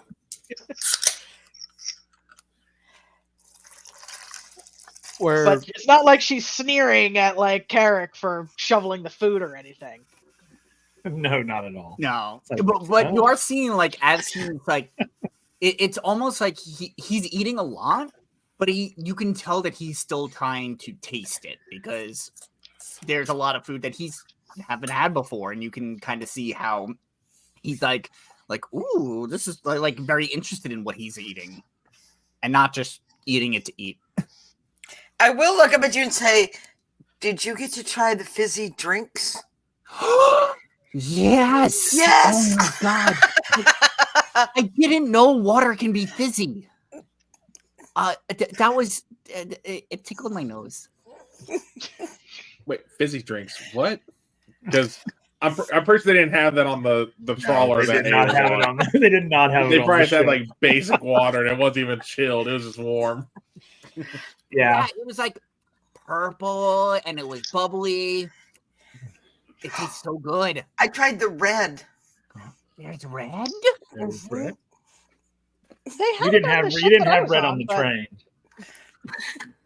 You had purple, green, and blue. Ah. See, this is just like me. I'm just a soda addict anyway, so Not me currently drinking a soda as we speak right now. I'm also- drinking red right I don't know now. what to talk about. I brought 5 sodas in my room. I'm already on my 3rd one. The reason I had to run out there for a moment it was because I did a GoPuff order for drinks and snacks for tonight. So Fair enough. But shit, what was I gonna say? I lost my train of thought. Yeah, it's been derailed.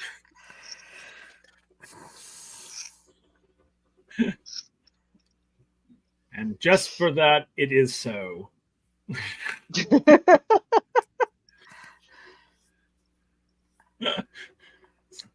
Someone back there like, yeah. The one creepy kid.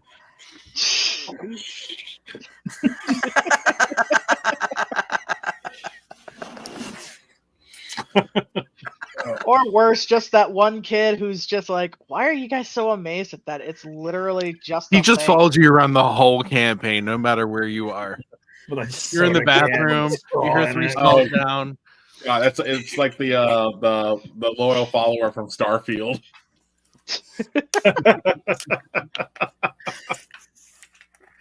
But which following Starfield? No, I thought the one that like the crazy fan, like this later there's like they fangirl over you. I know, Oh, just dear like God. there's one in Mass Effect 3. I'm trying to remember what the hell I was trying to say before though. I literally lost Well, the train the of creepy kid drinking the soda is named Samuel now. That's his name. specifically, not Sam, Samuel. Samuel. He is that kind of kid that makes you say his full name. Yes. thought. Oh, I chose Samuel, but before that I was going to go with Hezekiah. Oh, But I decided to go with Samuel instead. oh, So yeah, no. See, Samuel if you're the is kind our- of person that says like, no, it's Samuel. I'm just gonna be the person that says Sammy like all the time to him. Just mess with him. Samuel, Rude. the soda sipping student. I mean, it's just the way A is at this point. Don't want to be all change him. His full name isn't Samuel L. Jackson, is it? No. Good. Yeah, No, I've been he in is such a Samuel L. Jackson. So, But okay, so continue, Kellen. You were saying? yeah, I was gonna say like as we continue eating and all that, there's probably gonna be some moments where A just kind of like goes to his own little world a bit, especially everyone's talking like home, just like he's thinking about like what he was in kind of chilled to leave behind since he was small and cold together. Okay. And he got the pride knows 1,000-yard stare occasionally, but it's not like anything like crazy. Okay. Everyone, do roll me a intelligence check. There's the one.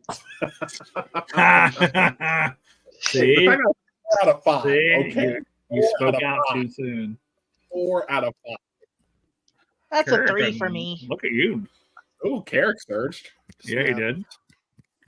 1 for Karina.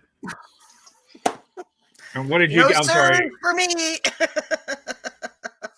You said you got a 3? Yep. Okay. Oh, actually, Carrick surged twice. You had to get 2 4s and a 1 for that. Well, no, my intelligence is a level 2. Oh, okay. That's So instead of a 6? 1d4, it's a 1d6 roll. Either way, still surge. Nice. Yep. Okay. So, Snaps. Carrick, for sure, you can kind of see that Professor Mercutio is sort of like sitting there sipping his tea, watching and listening to everyone. He's very, very intently watching and listening. It's almost, he doesn't look annoyed or anything. He's literally just, his stare, his look is a little unnerving.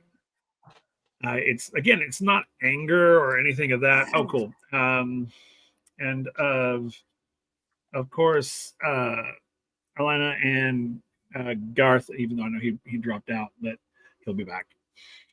You guys can also see that sort of, it's not resting bitch face, but he is very sort of like, it's like he's a little intrigued by everyone and a little concerned at the same time. That sort of thing. I mean, considering who the players are, valid. So he's just sort of watching intently. He's really, you guys do see him sort of really like laser eye to A. He's really watching and listening to A mostly more than anyone else. Well, which one's doing this again? Just to make sure I heard right. This is Professor Mercutio. Okay, fair. That's kind of justified so far. Yeah, he's very much like watching you intently while he sips his tea.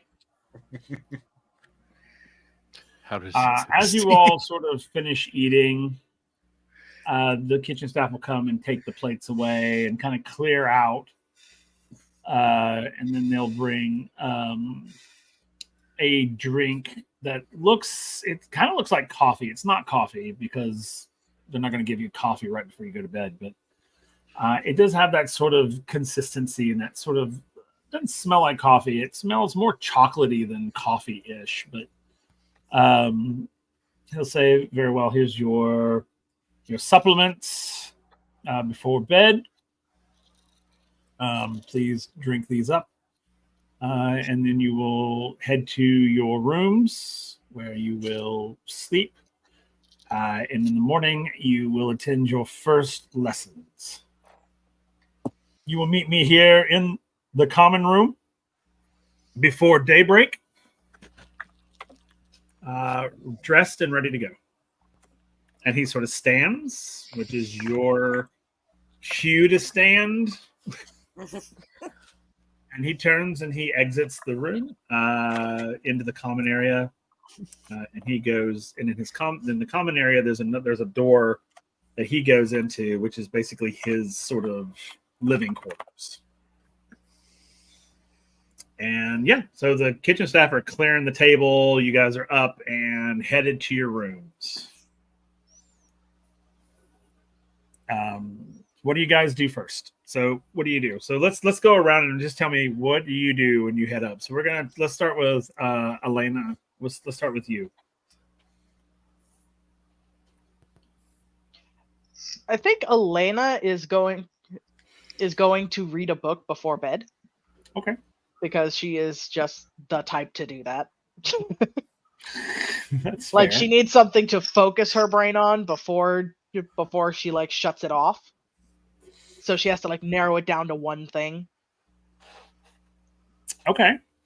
So she's just gonna head over to like the little book corner and pick a simple book to read.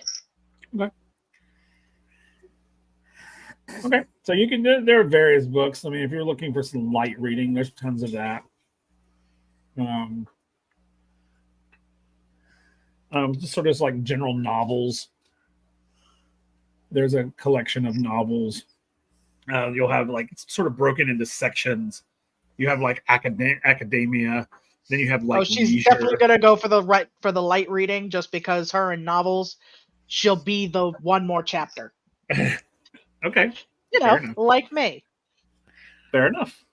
So yeah, I'm visualizing her version of light reading is a big ass book like the ones that Hermione grabbed. Yeah. Like the complete history of textiles, volume 24. Hey. She's grabbing the abbreviated history of fabrics. Okay, fair enough. Fair enough. All right, so then you grab your book and you head upstairs. The fabrics, feeling the little samples in the book. Oh, these are nice. These are nice. Okay, so then you grab your book and head up. Okay. All right. Hey, what do you do? Immediately goes to the washroom to get the tannic root stain off my hands again. Okay. Which you're able to do. You are able to. And wait a minute. Actually, before roll me luck. Let's see if you can get it. Yeah, and I actually just realized I messed up earlier on luck. I forgot I was supposed to have level 2 rolling on that for being Jin, so I did mess up earlier. Well, and don't forget that this time. Okay. Elena did give you stuff to get the tannic root stuff off. She did. Yeah. So you're able to eventually get it off. You're like, okay, cool. Goes away.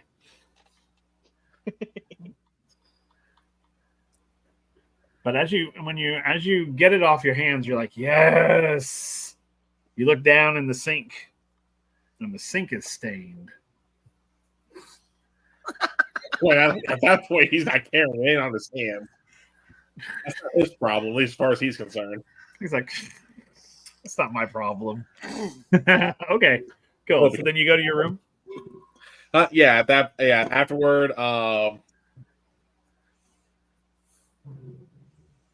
think we're not allowed to leave the dorm at this point, right? Oh no. Okay. Well, no, I'm not saying you're not allowed to leave. You could leave if you want to. No, I mean, like if he wants to explore the grounds, I'd leave the dorm.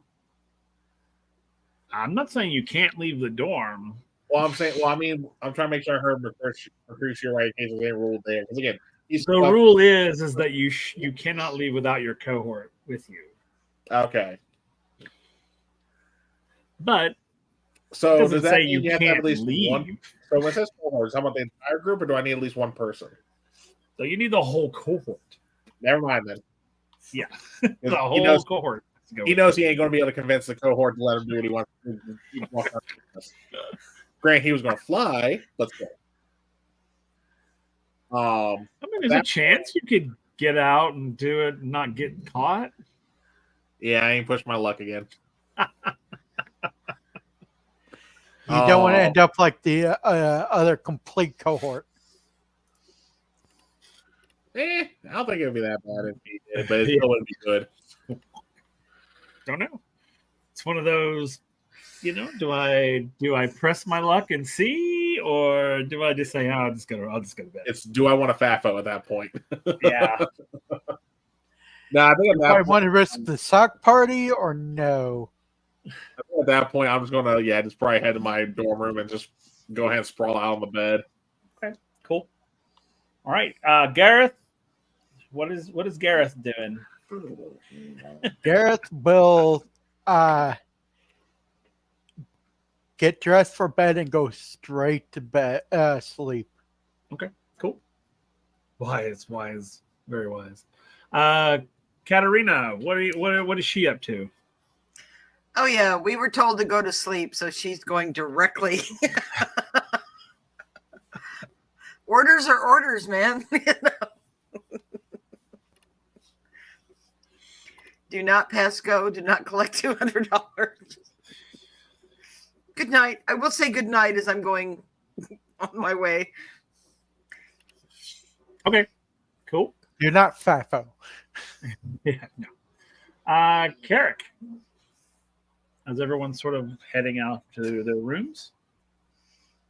Carrick is going to head up to his room after saying goodnight to everybody. He's not really going to sleep right away, but just like on the train, unfortunately, there's not a place where he can fall asleep on an observation deck. But he does lie down in his bed and kind of meditates while lying there. Just taking in everything, just the ambient noise, hearing noise from outside of his room, to the silence, to the light of the stars coming into his room from the window, and basically just lying there in that kind of state until he falls asleep. Okay.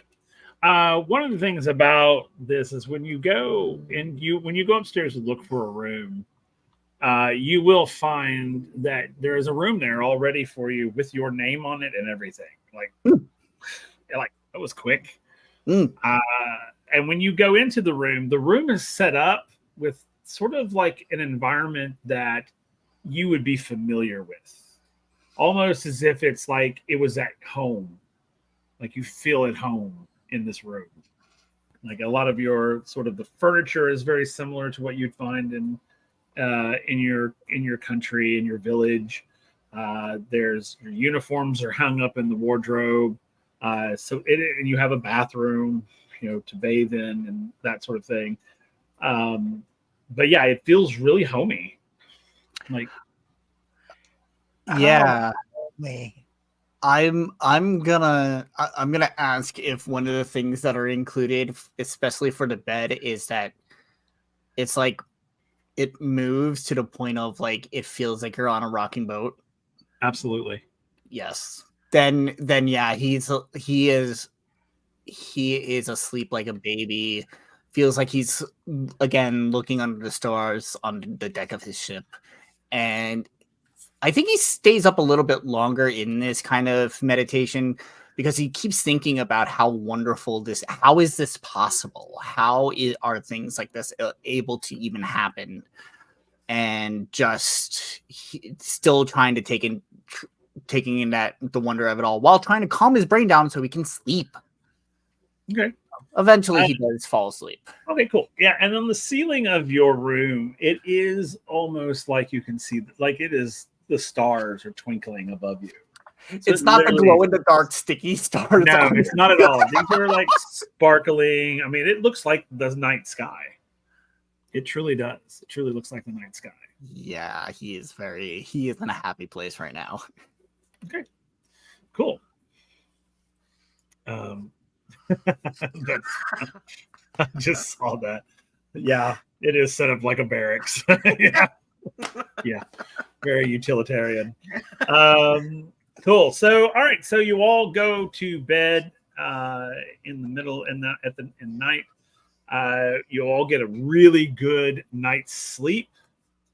And then what happens is that at the time for you to get up, all the lights in your room will come on super bright. I'll be up before then. And that's fine, but they'll come on and it'll startle you to wake. And that is basically your wake-up call. I know when the lights come on, A is definitely the whole startle. Like literally, real quick, the bed is like a bunk that's up, or is it low to the ground? Well, that's up to you, because each room is basically tailored to you. You know, I'm gonna say it's up top with like a desk underneath. Okay, just cool. More fun. But yeah, he's gonna roll and literally fall off the bed and onto the floor though. Fair enough. Just because, especially if it's higher up, the blinding light being that close to his face in comparison to most beds, right? Kind of startles him more, and like he'll just like literally roll and fall and hit the floor. Okay. What have you chosen for the day? Well, on that part, so after A gets up and just kind of groans, he'll get up, put his hand through his hair, and he's going to feel his ear and realize his ears changed. Like they went long. He didn't choose that. It just happened. And he's kind of confused on why that happened, because he didn't, go like, okay, I'm going to do this today. It's just there.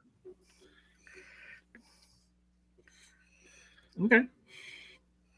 So with that, let's one to survival for the day. What does everybody do when this bright light comes on? Like, what is your reaction? I mean, there's no sound. It's literally just sort of like floodlights, and you can't tell where it's coming from. If there's no sound and it's just light, Katarina doesn't notice because her head is under the covers. Okay. That's fine. That's totally cool. She is a cocoon sleeper. Okay. I probably jump up, immediately make the bed, do some stretches, and then go in to wash up and get dressed. Okay. All right. What about let's see. Gareth, you said you were already up. What were you doing? I was finishing getting dressed, making the bed and everything when the lights came on. So what I'm gonna do once the lights comes on, I'll see if there's anybody that's sleeping in, or in the case of Elena, not aware that it's time to get up because they're in a cocoon. Okay. So let's see. So Kat, you probably for sure you see Katarina come out. She's gotten her bed made. She's gotten her uniform on. She's like probably crisp and dressed and like perfect. And you see her come out. You probably hear a loud thud coming from his room. Somebody woke up on the wrong side of the bed. So speaking of so you rolled onto the floor. What does he do once he hits the floor? What's next? Well, like I was saying, like when Lisa was asking what my mutation was for the day, don't know how audible may be, but it's definitely gonna be a groan, just as they get up, because most time bunks are gonna be like 6 feet off the ground. So thankfully not enough to really like hurt, but it's still gonna be a bruising moment. Like he's gonna get up and just run his hand through his hair. That's when he again knows that his ears are long now. When he didn't really go like, you know what, I'm gonna do this today. It was okay, and just kind of shrugs it off. He's a little confused, but he's not really giving it too much attention because what time in the morning you say it was? Oh, it says before dawn, so it's like so he's not even up yet. He's brain dead at this moment. So like, even though like he knows that he's not giving it too much thought, it'll probably catch up with him by lunch in terms of like the thoughts of it. Right. But he's literally just going to get up and just grab what he was told, what his uniform was, and just very groggily and almost zombie-like walk out his dorm room. Okay. Like his feet are barely getting off the ground, like they are shuffling. Okay. I love it. So how poorly dressed is he? Oh, we're gonna roll for this. Okay. What do you want me to roll? Like an actual stat, or just roll like a D20? I want you to roll. Let's roll survival. Well, good thing I'm How are level you 2 gonna of that survive right in an now. urban setting? Exactly, because you don't know what's coming when you open that door looking like cat's ass. Yeah, probably. 2 on a D6. Yeah, you're gonna get reamed. Probably. You're like literally like It's your I got worst clothes on. Yeah, probably like the part that's supposed to, like the Komodo part is probably backwards. Yeah, I think Yeah, it's like he's very much like, you're lucky I put clothes on. Okay, Hey, Will. It's like, yeah. I have a very Socks are serious definitely question for not on equal Okay. you. Is sides. he wearing pants? If you want me to roll for that, I'll gladly roll for that too. I'm cool I'm with just it. saying. Okay, here I'm gonna roll for it. You're gonna tell me that odds or actually evens. scares me. That actually scares me. If He's you're looking rolling. like a bag of ass. Odds I'm or gonna go- even. I'm gonna Odds go or evens. even? Will evens. You have no pants on. That's probably why he looks like ass, because his ass is showing. At least I have underwear. Yes. Ain't that cruel? Don't make him roll for that. Oh, Will wouldn't. Now, Will do that to my bard maybe after Yeah, I will Dragon's do it to Milk. the bard in order. Yeah, you We're in will. the cool Yeah, that setting. will There happen should be in no fade to Origins. black. Oh yeah, That's sad. but that's given for a bard. That's a given. Here you would be in a Depends on the bard. in what looks. I mean, honestly, what would look kind of like a diaper. I don't know the name of it. It's the sort of wrap that like sumo wrestlers wear, and I can't remember. Yeah, the name, I the know what specific you're name talking about. Yeah. But it's sort of that. Okay. And then you have your upper piece on, so you come out half dressed. Literally. Oh, please let me see him. Oh yeah, you would see him. You would see him. Garth would see him. Gareth would see him. Whoever else is out in the hallway at this point. Carrick, what about you? The lights come on. Carrick, when Gareth will go over to Ed and go, Oh. "Hey, dude, you might want to go finish getting dressed. You don't even have pants on." Okay, so Carrick, what do you do? And then we'll get to that. when Carrick gets up, he kind of wakes up pretty easily. I can almost imagine the lights kind of go on like as if it's the sunrise of him being on there for so Yeah. long. And he gets up. His bed doesn't really sleep with covers, so bed doesn't have any covers on it, so there's nothing really to do for that. He gets dressed. He was sleeping in the same clothes that he came there with. And he gets dressed and he looks like he didn't change his clothes at all because all of his clothes look exactly the same. Right. Okay. And yeah, he just simply wakes up, gets dressed, and goes out into the hallway to see what's going on. Yep. As you walk into the hallway, you will see Katarina there, and you'll see Gareth there, and you will see A there wearing no pants. So, It real doesn't quick, phase Yeah. Carrick. That's fair. It does because he's probably seen this Seen it all the time. multiple times, if not worse.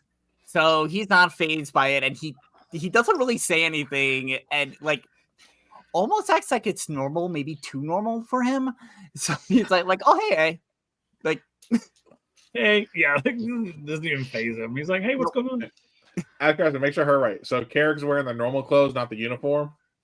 Now he'll be wearing his uniform. Oh, Yeah, okay. I was gonna say, yeah, there's a dang it. uniform. I was like, dang, I was thinking I was not going to be the only one getting reamed.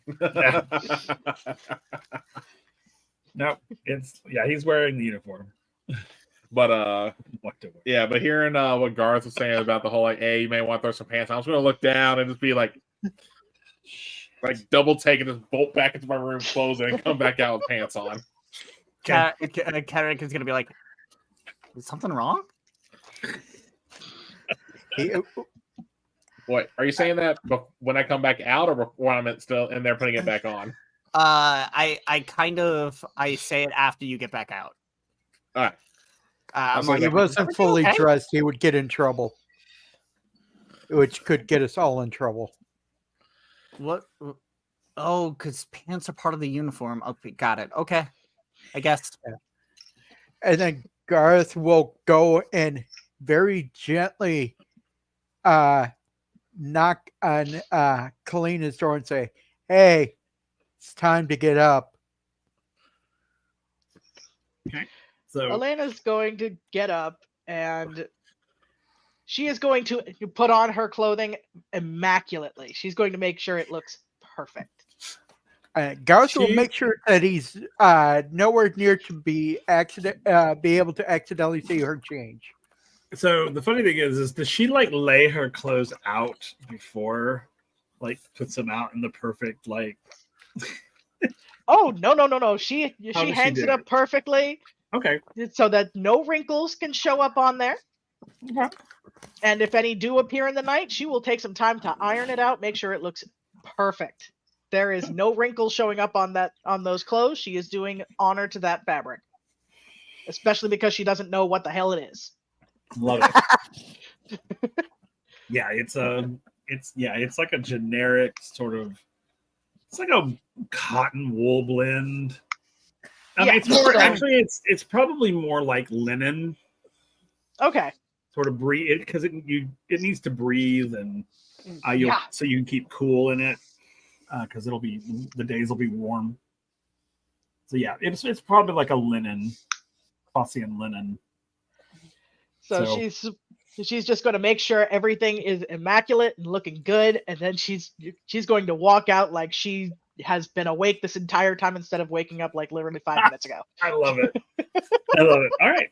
Cool. So you come out into the hallway and you will see everyone else sort of out already, and others starting to head downstairs to the common room. As you all come down the stairs, you'll see Professor Mercutio standing in the center of the common room saying, "Good morning, novices. Here is your agenda for the day. First, you will have breakfast. Then you will have exercise. Then you will have class. So please pass through to the dining hall." So as you all go into the dining hall, your plates are already set out and ready to go. There's eggs and what looks like bacon or sausages and some fruit. And then, of course, another sort of energy style drink with it. And then Professor Mercutio will come in and he'll sit. Everyone else will sit. And he'll raise his glass again, saying, "To the cohort, to your success, to your journey. May you all arrive at the end. You may begin."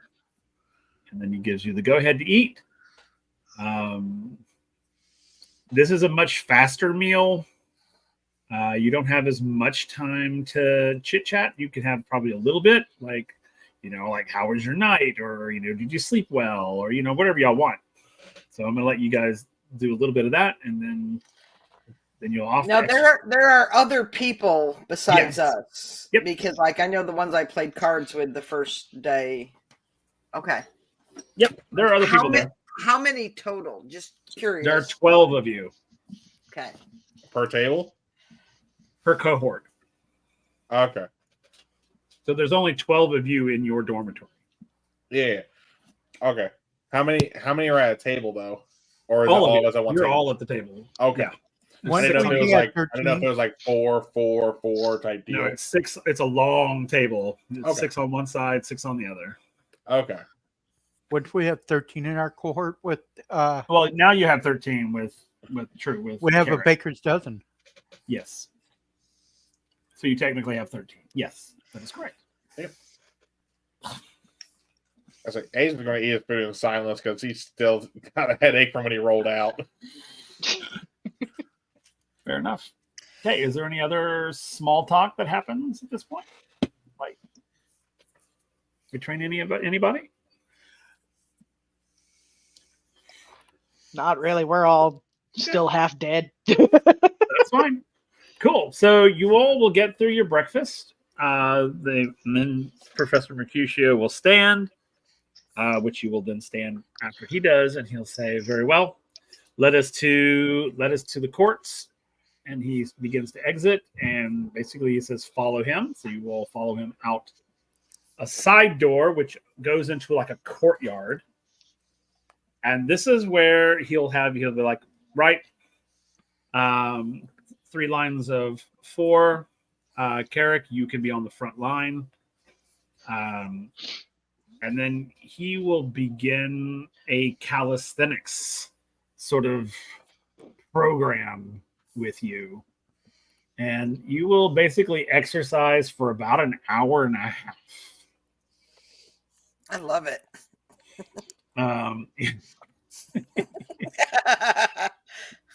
I just love that the minute you said calisthenics, my back started to hurt. Same. Yeah. I love that. So everyone, roll me a strength check, please. Let's see how well you maintain.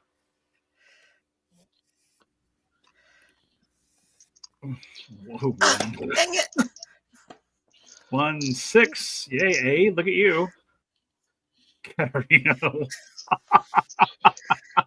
How does the military one get a 1? I know. Hey, just because A's more of a scientist doesn't mean he You ain't know, sick. I gotta keep the wings out of the way. You know, it's like Yeah, I was saying because I'm like hey, you can't put your wings away. Right. All right. So That's a 5 for me.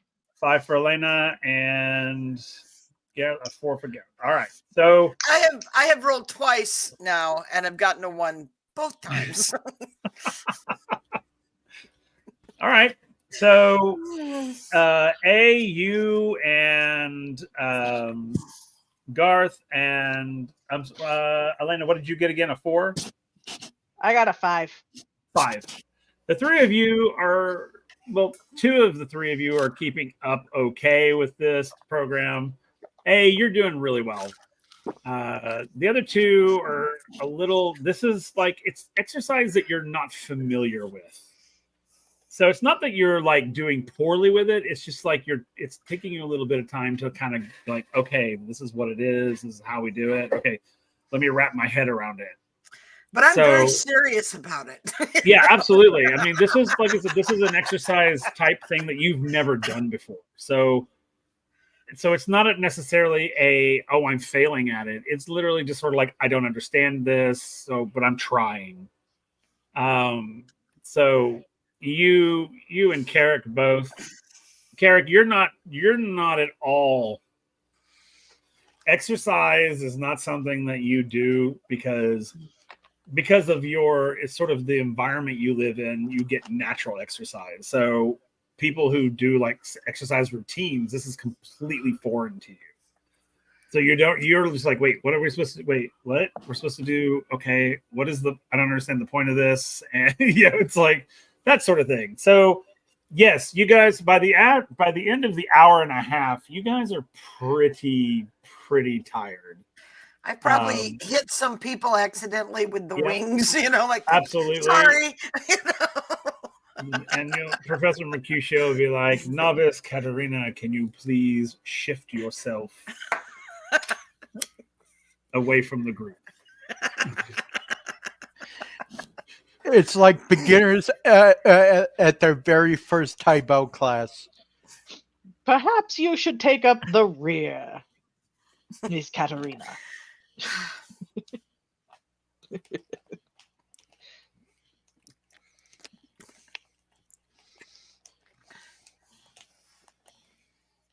Okay. So cool. So actually, Gareth, you actually did surge because you rolled at a level 2 instead of level 1. So you actually did surge. So you're keeping up pretty well. Like you're like with A, it's like this is nothing. You know, we do Oh, this. I thought I rolled it at level 1. No, you rolled it. I think you rolled it at level 2. That's which is fine. And you rolled a 4 on D6, so you would have rolled a 4 on D4 on level. So you surged, and so you're able. You and A are just like, yeah, we're doing this like experts.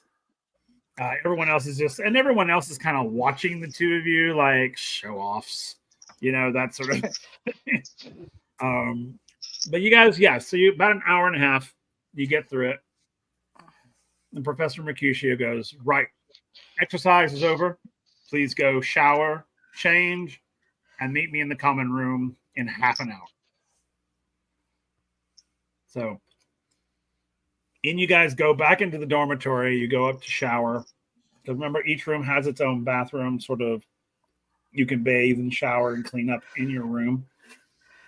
And then you'll come back and meet Professor Mercutio in the common.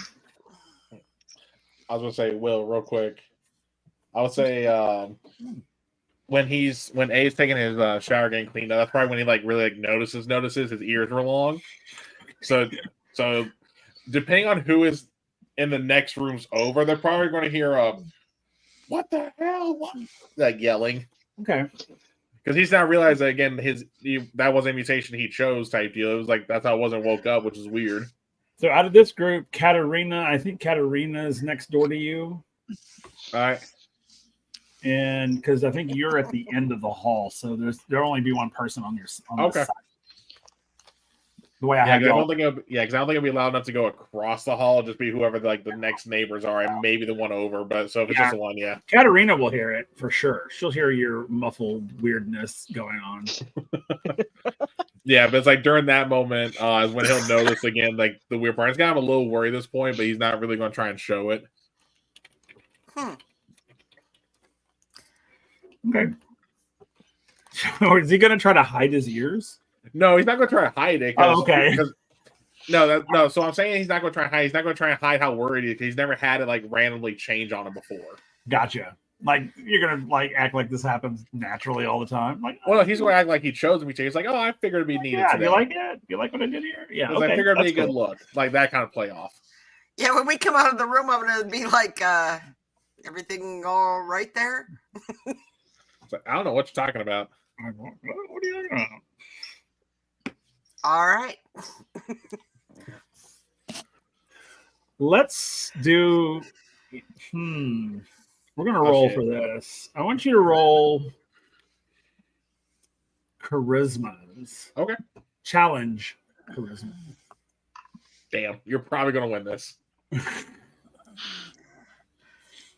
Oh, do I need to roll 2? Or? Yes, you're doing a challenge roll. You gotta beat a 1. Yeah. Who's the defending one of them? Doesn't matter. Doesn't matter. It beat the 1. Hey, that's the first thing I rolled that wasn't a 1. Yes. How Foundry's been with Lisa's rolls, I had to ask who would be considered the defending player in that for the whole time. Yeah. So, but never mind. So you're just like, yeah, you know, yeah. And Katerina can see that there's something that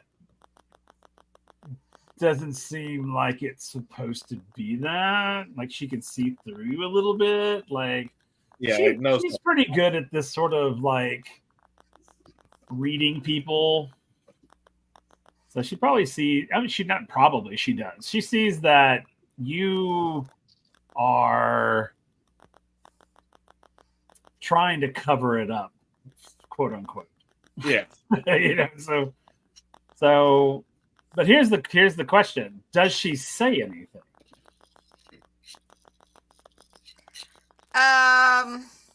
No. Okay. She'll leave him his privacy. Okay, cool. Yeah, so you go about as though you succeeded in kind of covering it up. So yeah, as far as I know, I won. Yeah, exactly. So you're like, oof. All right. So everybody else is finished showering and bathing and getting changed and refreshing. You go downstairs where you'll see Professor Mercutio has also changed into his professorial robes. And once you all get down there, he'll say, if you'll follow me, we begin your lessons now. And he will escort you all out of the dormitories down a long hallway into a large room. This room looks like a gymnasium where you can see other cohorts are in there, sort of in different areas doing different things. And Professor Mercutio goes, if you will all stay here, please. I will return in a moment. And he sort of leaves you in a corner, basically, and he walks away. So where is everybody mentally at this point? Where are you? Like, what are you all thinking at this point? Because he said you begin your studies to right now, and he brings you to like a gymnasium. I'm thinking I didn't do well with the exercises. I got to prove myself. Yeah, so A's mind is kind of split because one again is worrying like what caused the mutation to be random rather than his choice. But also going like courses for what? Because he was just told that he was going to an academy or going to jail. He wasn't really told what the academy was for by the person who gave him the option. So he has no clue. Okay. Elena, what about you? Elena's kind of excited because it's like she doesn't know what's coming up, and she kind of likes that. Okay, cool. Carrick? I'm back. Kedek, I think it's the first time he's really realizing that this is going to be a lot more work than he thought it was going to be. Thinking back to the calisthenics and just being like, oh, that was a lot more than I expected. And just kind of mentally preparing himself for what's next. If the physical stuff is going to be hard, how are the classes going to be? Right. Okay, cool. All right, Gareth. So the Professor Mercutio has brought you all into this like large gymnasium. He's told you all to stay here while he goes and does something, and he walks away. And it's just sort of like we're checking out. We're just trying to see where everyone is mentally. Like, what are you thinking right now? Because you were just told you're going to start your studies, but then they bring you to a gymnasium. So where is Gareth's head right now? Garrett's head must be a gym class. That's fair. I'm glad that the some of the elders had somebody partially prepare me for this experience.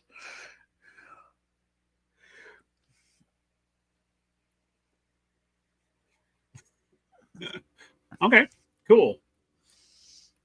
All right, so everyone sort of, as you're standing there and you're kind of looking around and you see the other cohorts, you will see people that you recognize.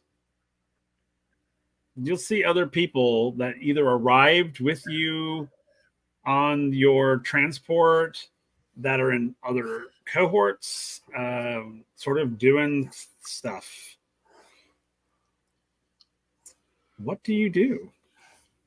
I want to take a look to see like what they're working on to see if it maybe gives me an idea of what we're about to do. Since again, like I was saying, A has no clue what this academy's for. Roll me an intelligence check and let's see if you can figure it out. Sounds good. 2. Okay, so you can see it's sort of, you can't really tell what they're doing. You can tell that it's physical, whatever it is. Okay. But you can't quite make it out because they're sort of like standing in a circle around whatever's happening in the middle.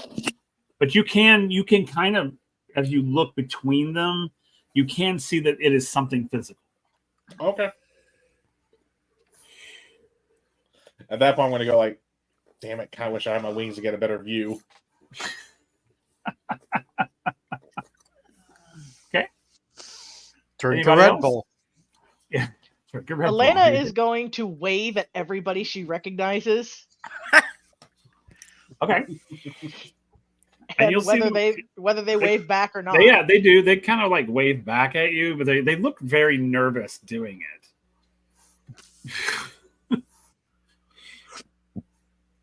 Okay. Anybody else?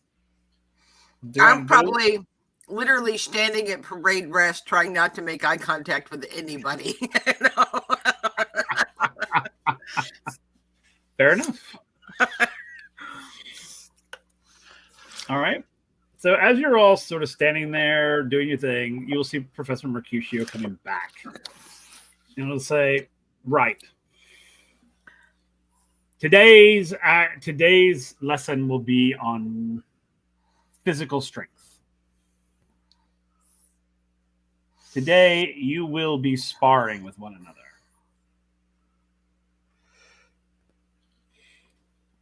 This is not to injure each other. This is to understand how each of you moves, how each of you essentially can basically either defend yourself, that sort of thing. This is not a fight to truly injure one another. I'm not saying that you will not be injured, but this is not that. This is just for us to sort of assess where you're starting at. There will be several of these sessions where you will sort of spar with one another, get to know each other's strengths and weaknesses, learn from each other's strengths and weaknesses, learn from each other. Something that your partner is doing well, then you may want to learn that particular thing. So it's literally you're going to fight with each other. You're going to spar. Feeling out process. Yeah. And so he's going to start pairing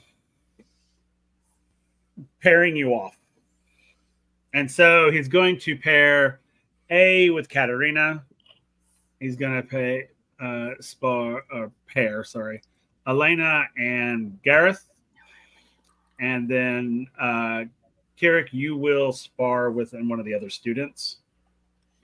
And this will all be all unarmed. This is all going to be, there's no weaponry. This is all unarmed. Yes, if you have not, you see what Greg is typing in the chat there. So you might want to add that to your character sheets. Items. Melee, medieval, unarmed strike. And just right click and drag it into your sheet. I don't see melee. Oh, melee weapons? It's under weapons. Yeah. That's my fault. But I don't see unarmed though, is my thing. Be under medieval. Because I'm under medieval, and I see it goes. It was right above Warhammer. Sorry, it's unarmed strike. I say mine. It just says sword staff and then Warhammer. Really? Yeah. Check the permissions on it. Yep. Stand by. I wonder if it got put in a different. Yeah, it's a folder by configuration. Sorry, 1 second. I did not catch that, so good catch. All right, now it should show up for you. Yep, there it is. Yep, there we go. All right, so everybody can see that now. Yep. Now just drag it onto your character sheet, any blank space. It'll show up in your inventory and your weapons. Yep. And the reason this is done this way is because there's a very specific set of things that comes with it, and it's rolling damage like you would a weapon. So it just made sense to pop it there. What I would do, though, actually, if with your permission, Will, can I link it in chat? Yeah.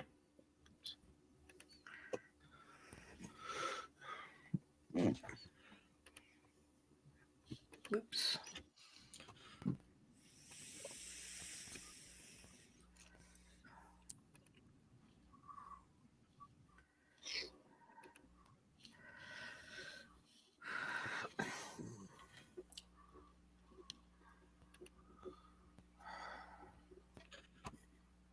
Okay. Roll dex to hit instead of strength. And it makes sense when it's fist. But you still use strength for the damage. Again, that makes a lot of sense.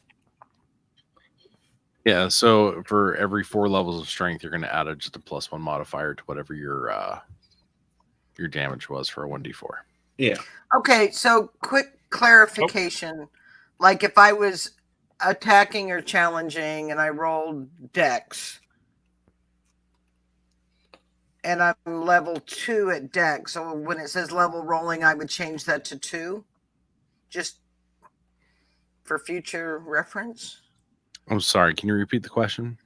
Okay, like you're saying roll dex to hit instead of strength. Correct. If I'm level 2 at dex, so in roll category dex, and I change the level to 2? Correct.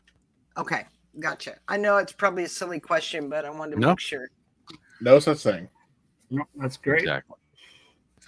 And we don't click under weapons. We're gonna we don't. So you'll use the roll tool to attack, and then you will and defend, and then for damage you'll actually use the unarmed strike in your inventory. Okay, so I don't have to hit the unarmed strike. It'll do all that. That is so awesome. All right. Awesome. Thank you. Who'd say I was fighting again? Just make sure I heard that right too. You and Katarina. You and Okay. Oh, God, And you'll want to roll. You'll probably want to roll dexterity so that you have a battle order. Yeah. Good Lord. What's going on? All right. That's a. I surged. Nice. I did it. You surged an initiative. Hey, better than a 1 or 2. Yay. There's a 1. Yeah. Oh no, wait. The one time I roll with the It favors a defender. one time I use I the was- dice roller and it's a 1. And that will be the last time I use that dice roller. Thank you. I mean, hey, just because your first one. Because remember, up until today, I was doing really well. Yeah. Now it's averaging out. So, Okay. so you'll be blocking though with strength. Yeah. Okay. So attack with dexterity, block with strength. Okay. Correct. All right. So, as you guys are getting ready, they will put you sort of like in these there are these circles on the ground. They'll put you both in the circle, each group in a circle, and you will. This is where you will spar. And not only will it be the idea of hit and quote unquote damage, it's also a matter of staying on your feet and staying in the circle. All right. The object is to get your partner out of the circle. So sumo minus the diet. Correct. Yes. So he'll get you in your circles, and he will say,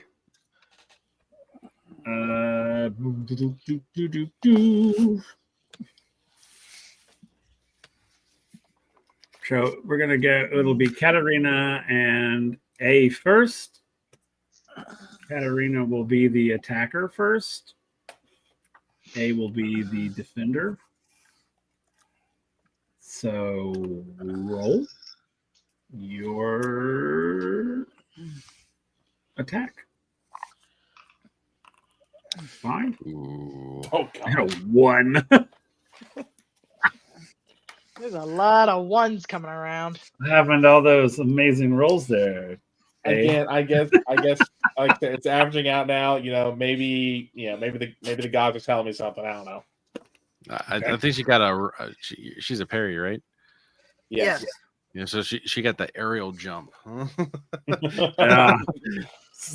Bah! That's like Yeah, I went for the sweep and they just jumped above me. so. Yeah, so you see that, and actually, I'm going to let you describe it, Katerina. What does that look like?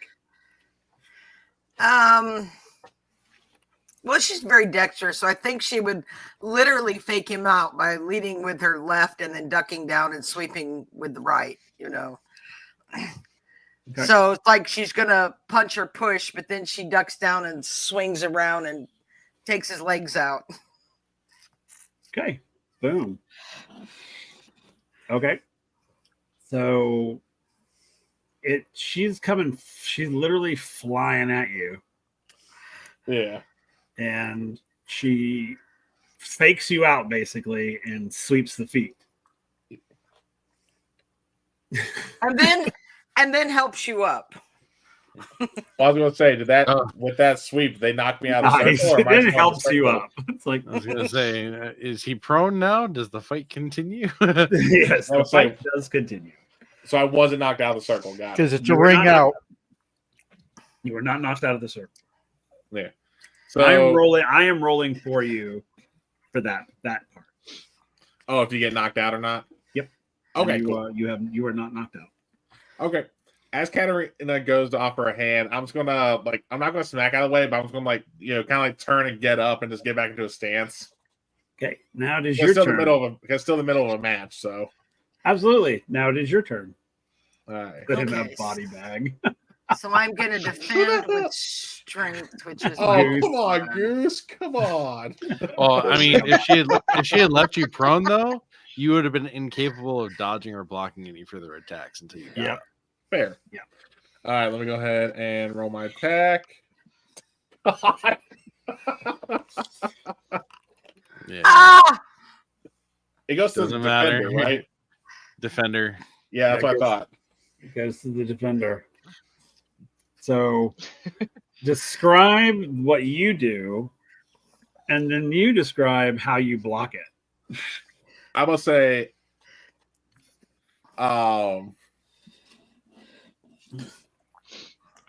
A's a bit of a dirty fighter just because where he's mainly been on the streets in Stormhunt a lot. I can see that. So he kind of goes almost for the same thing that Katerina did for him, where it's like going to be a fake out. So he goes for the right hook, but then tries to swing with a left uppercut. And I literally just spin away from it because I kind of expected that. Yeah. Okay. And I'll probably stumble a few steps as they dodge. Like my momentum carried me a bit.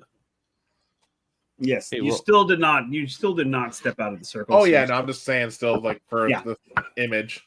That's fine. Hey, Will, are you assessing damage right now? No, we're not assessing damage only because since we're sparring. Okay. I didn't want there to be I didn't want there to be actual damage. So this is more of non-lethal. Yeah, it's non-lethal. I mean, depending on how many times someone surges, maybe. Don't worry. The actual that will come later. Yeah. No, I get it. Gradual integration. No problem. Eventually, we will get to damage. I didn't know if we were doing the recovery points and all that stuff. So. Yeah, we will eventually. It'll be once you get through the sparring, then you'll graduate to the next level, which is where we start dealing damage and recovery and prone. And Mortal Kombat. Yeah, basically. So, all right. So that group. Let's go to the next group. Let's go to Elena and Gareth. Oh boy. Excuse me. Hey, Greg, do you have access to a character sheet on here? I can see them all. Yes. Could you create? I don't know if you have one that you could play. Is what I'm asking. Oh, yeah. Only because I was hoping you could go. You could be Carrot's partner. Sure. If you don't mind. If you don't mind participating. Not at all. It looks like hey, we have a guest player. We got a guest player.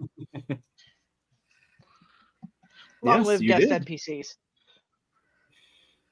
So, Elena, if you could roll your defense. All right, and that's strength, right? Yes. Okie dokie. Oh, dang, he almost surged twice on that roll. Yeah. Yeah, I do not. I got a 3. Okay. So, Gareth, describe your attack. All right. When things get started between the two of us, Gareth does these strange movements and then goes down into a one-handed handstand, brings his feet up, and kicks Elena square in the chest. Okay. Capoeira style. Okay. And she does not fall out of the circle. I have the feeling he's like, no one can defend against this move. I know, right? Whoa. So yes, it is a surprise, Elena. It does come at you very surprisingly. It does knock you back, but does not knock you out of the circle. So now it is your turn to attack to his defense. All right, so Greg, you said that if your level for your stat is a level 2, you roll with a different die. So, are you talking about the modification to damage? Is that what you're asking about? Well, I'm Sorry, attacking with a level 2. My dexterity is at level 2. yes, you'd be attacking. So am I using a different die, or is It'll automatically roll it for you. It's a 1d6. okay? That's I'm what kind of you're using trying to physical dice. determine. 'Cause dice rollers seem to do me very wrong. Oh, I see. I understand. Got you. Okay. Yeah. So you're gonna roll a 1d6. That's a 4. Okay. I'm starting to think the physical dice are doing me dirtier than the dice rollers. I mean, 4 is not a bad roll. No. Gareth, Except for when I surged on a defense. Yeah. Oh, So, yeah. Yeah. So, okay, Almost describe double surged. your attack. Like, what does she do to attack? So Like, what does it look like? Elena is more of a functional strength type because she, Okay. works on a farm. So Right. she's not much for the fancy footwork or anything. So she's just going to go for like a straight jab to the gut. Okay. So she goes straight jab. So how do you defend, Gareth? So here this jab is coming. What do you do to avoid or block? The way Gareth goes to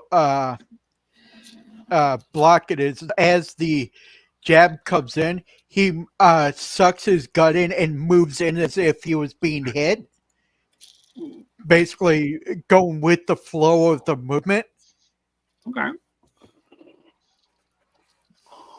I like that. Okay, cool. All right, now let's go to Carrick and whatever. What is your character's name? Kotar. Kotar. So let's go to Carrick and Kotar. So who did you guys roll your? Good God, 13. Dexterity. So Kotar will go first. That was Kotar's starting hit points.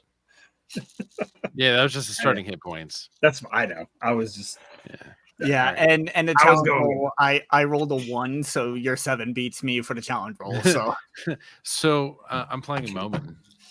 So this 7-foot, Yay. when he's on his hind leg, 7-foot hulking, kind of fuzzy giant just kind of gets into a knuckle walk and walks into the ring. And he's like, "Okay, I'll give you first hit." Passing up his turn. I love that he's Russian. He's like, I will break you. all right. I'm here I to hit kneecaps. break Right. you up. Okay, so what does it look like? Kadek is gonna just be like, all right. And he's gonna go in for an attack. Well, I mean, I'm if gonna you rolled a miss 2, like a no. You had rolled it too. Okay, so what does your attack look like, Carrick? The attack, since he's a much taller guy, I try to do like a jump spinning kick into his chest. Okay. But And how do you? And so, Kotar, how do you defend? He doesn't do anything. He's just standing there. He's just like, bonk. He falls He straight just down. takes He's the like, hit. is that all you've got?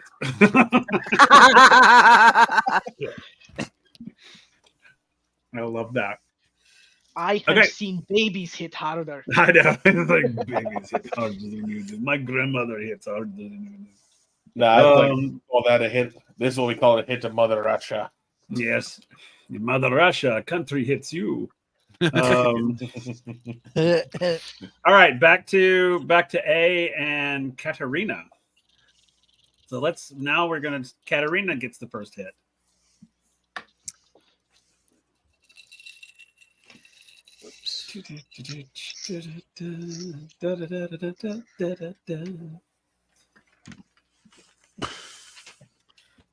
A 4. Okay. 4 years ago. Hey. Oh. Okay, so what do you do? What move do you do this time, Katerina? Well, I kind of started to do what I did last time, except instead of doing the sweep kick, I come back and actually do the punch. Okay, and then what do you do to defend successfully? On that one, especially because A has shown he can be cocky and arrogant at times, he's going to stand there and just catch the punch in his hand. Like, just stop it mid, like, right before it hits him. Okay. Love it. Just stops it. Yep. Which I'm pretty sure surprises Katerina. Yeah. Like, wait, what just happened? But she's smiling. She's enjoying this. All right. And now you attack and you defend. Okay. A attacks with a 3. It wasn't a 1 this time. That's true. And a 3. So you defend. You start success. So what does your attack look like? So I'm actually going to go for a sweep myself. While I still had their fist in my hand, I'm going to try and go for the sweep. Okay. And And how do you defend? I will literally just hop over. It's like too slow. And then take my hand back, like, thank you. It's like, thank you very much. Okay. Elena, it's your hit first this time. How fun. right. Gareth, you defend. That's Well, a 1. I'm going to be hit. Depends. Yeah. Oh yeah, you get. Ow. You get smacked. All right. So what does this attack look like? So, knowing that the jab isn't working because obviously she went for the core, she's going to pull. She's just going to do an uppercut right into his jaw. Okay. Ooh, ouch. Again, she is basic. There's nothing. That's cool. And with that hit, Gareth is not knocked out of the circle. He's still in. All right. Gareth, your turn to hit back. All right. He's going to stand there all dazed, like he wasn't expecting that. And then we'll go, okay, let's go to the basics and follow up, return fire with an uppercut of his own. Okay, that's a 3 for attack and defend. A 2. So that's going to connect. So uppercut, and that hits. And let me and you are not knocked out of the circle. So you're all still good. All right, Kotar and Carrick, it's your attack first this time. All right, let's see if I can connect on this one.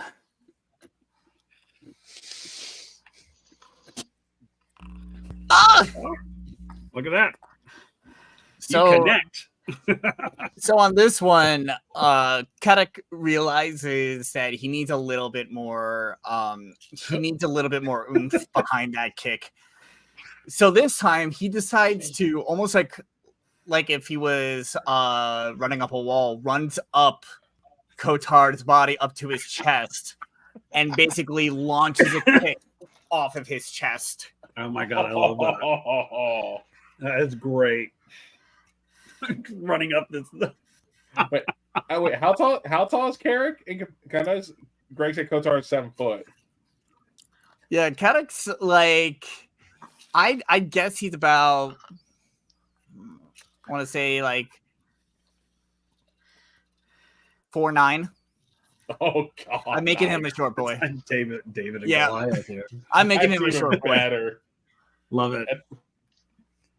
So yeah, you see him run up this moment and just do like this kick, and then I'm gonna flavor it a little bit too. I think he does like a flip. Oh yeah, lands, yep. You know, He's an acrobat. That sort of thing. That's fun.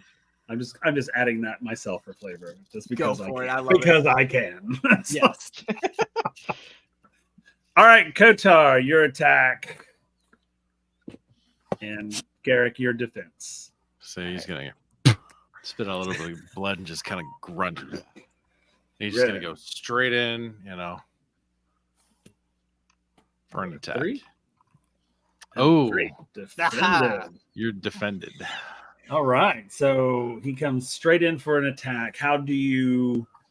These are not the droids you're looking for. I am going to, as he comes in for his attack, I'm going to quickly, I'm gonna just drop to my knees and slide underneath his legs. Oh, nice. To his back. So he basically just runs past me and just does a stumble. Love it. Slides under. So you guys just basically trade places. Love it. Okay, so as you guys get through this, Professor Mercutio will come and he'll be like, hold. Now, novices, now we get into the meat of it all. Your next rounds are for real.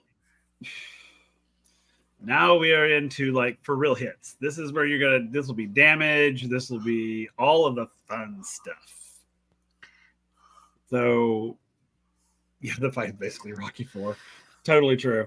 So he says that you in this sort of in what you'll be doing, you must learn to take the hits as well as you can give them. So you're literally going to be like basically boxing each other. If you think of it in boxing terms, basically.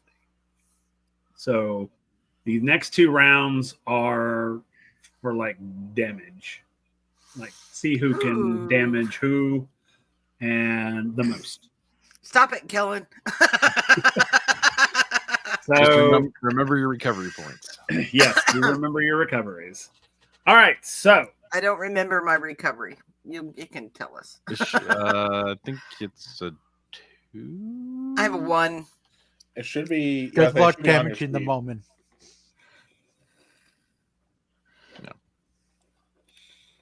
okay. All right, so he'll go and begin. So first the group, Kotar and Carrick, you're first. And it will be Carrick will get to attack first.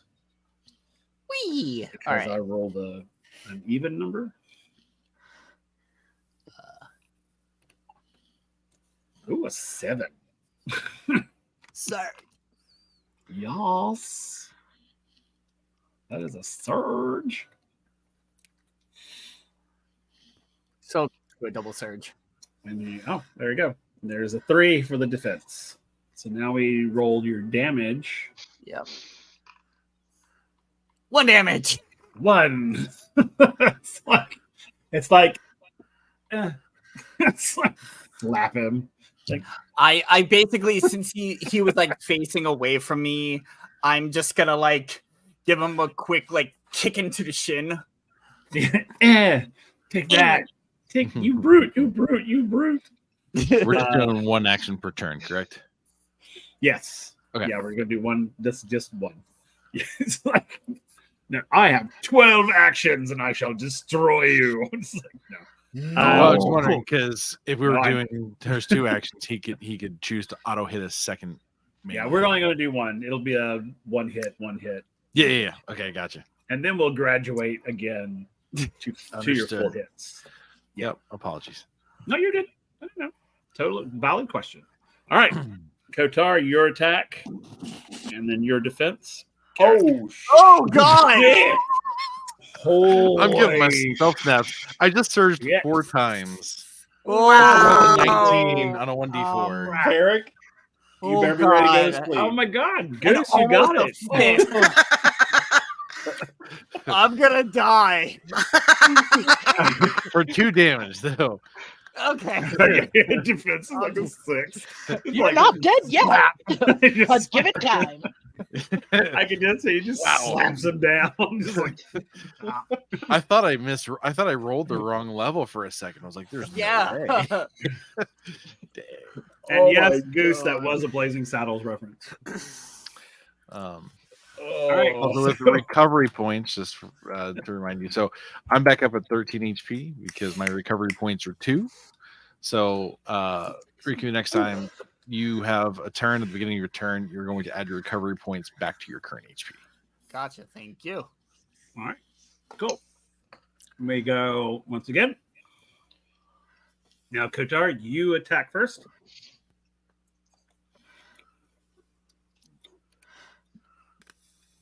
And then Carrick will defend.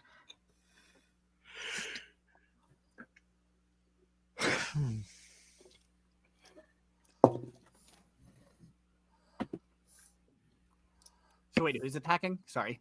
Kotar is attacking first. Okay. Or attacking this turn. Oh, I'm going again. Is that right? Yeah, you guys will. It'll be I 2. apologize. No, you're I good. apologize. All right. So, attack. Oh my gosh. That's another hit. 3 damage. Yeah, this is hurting. Yeah. That was another double surge for 11. Look at that. Sorry there, Carrick. I didn't mean to put you up against the creator of the game. Rigged, he's You wet- can I call me a told him cheater. I rigged made for him. I made the foundry rules. You can call me a cheater. It's okay. He's like, I know how to manipulate. Oh. I'm just Apparently. I'm just imagining this is the whole Hulk and Loki bit. Yeah.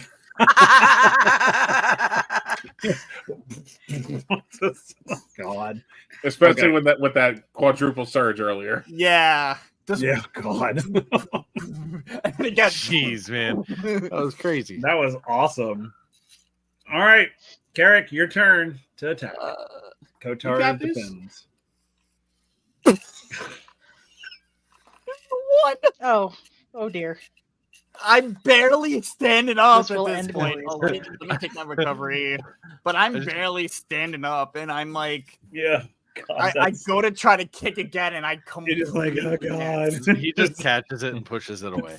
Yeah. It's just, I can see he's just sort of like weaving. He's just like, can I fight somebody else, please? He's got drunken master I going think on. I've learned how to take a hit. I Thank think you. I got it. No, it's like Daffy Duck when he gets a shotgun to the face and he's just like standing there wobbling. I need a nurse, please. Okay, so all right, so now let's go to Gareth and Elena. Elena, you will attack first.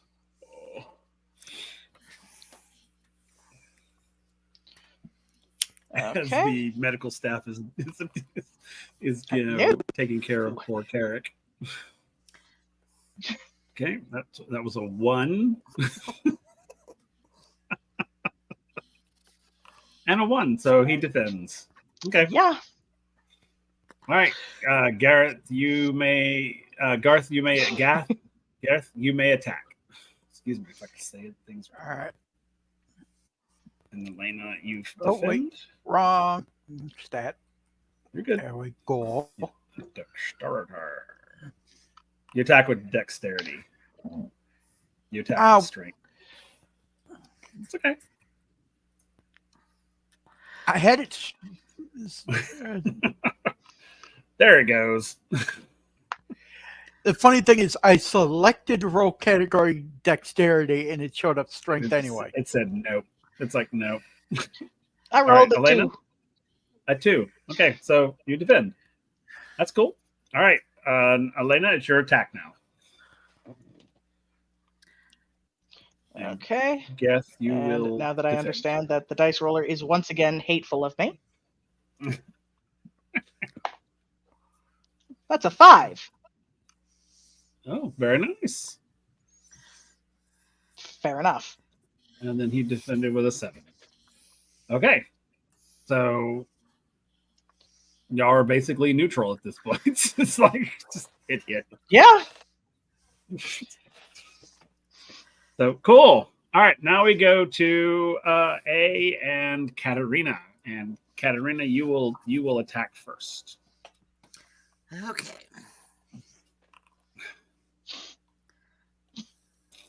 Look at A. It's like jumping ahead. Oh, okay. So you do succeed, Katerina. No, So roll that beautiful damage. no, he rolled a 5. He No. rolled a 3. Oh, a 3. I can't That's a read. 3. I'm going blind. I looking wish it was right Okay, now. I'm already there. I mean, I wish it was a 5. You want to give me the 5? Wait a minute. What am I doing? What am I doing? Damage. 4. Ooh. Oh, Oh, you, that damn. was a You- slap. Yeah, so you socked me there. Okay. Now it is your turn to attack. All right, And- so real quick. So now, Uh-huh. so it's now's the when I do the recovery, or do I have to wait till my next time? It's on If it your isn't- turn, right? Yeah, it's So on I top do the of your recovery turn. now. Cool. Yep. All right. Yeah, wrong thing to hit. Because you're basically doing like a battle order for each set, right? Well, Right. Yeah. Correct. All right. 3 for the attack. 2 for the defend. Okay.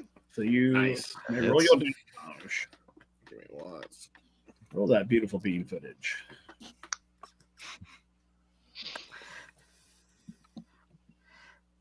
A 2. Okay. All right. And now, Katerina, it is your turn to attack again. So you can do your recovery Back at 7. Okay. and then roll your attack. Dexterity.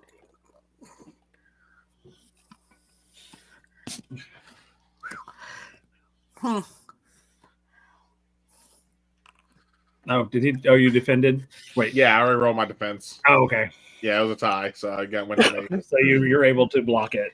All right, Okay. now my attack. Mhm. And then let me up this again.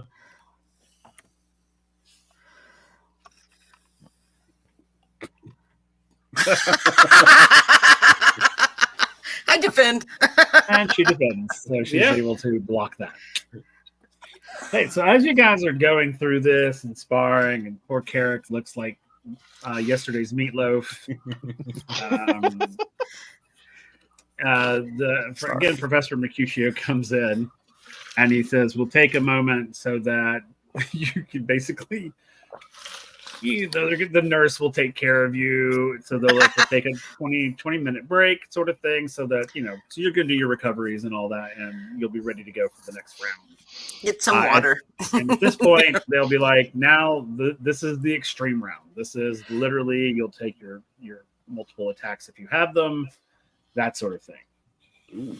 Do not worry, you will not kill each other. That will not be a thing. Even if it drops you below your hit points, you will not die. Yeah, okay. So it's like, so you're good, but it is gonna hurt. So just be aware.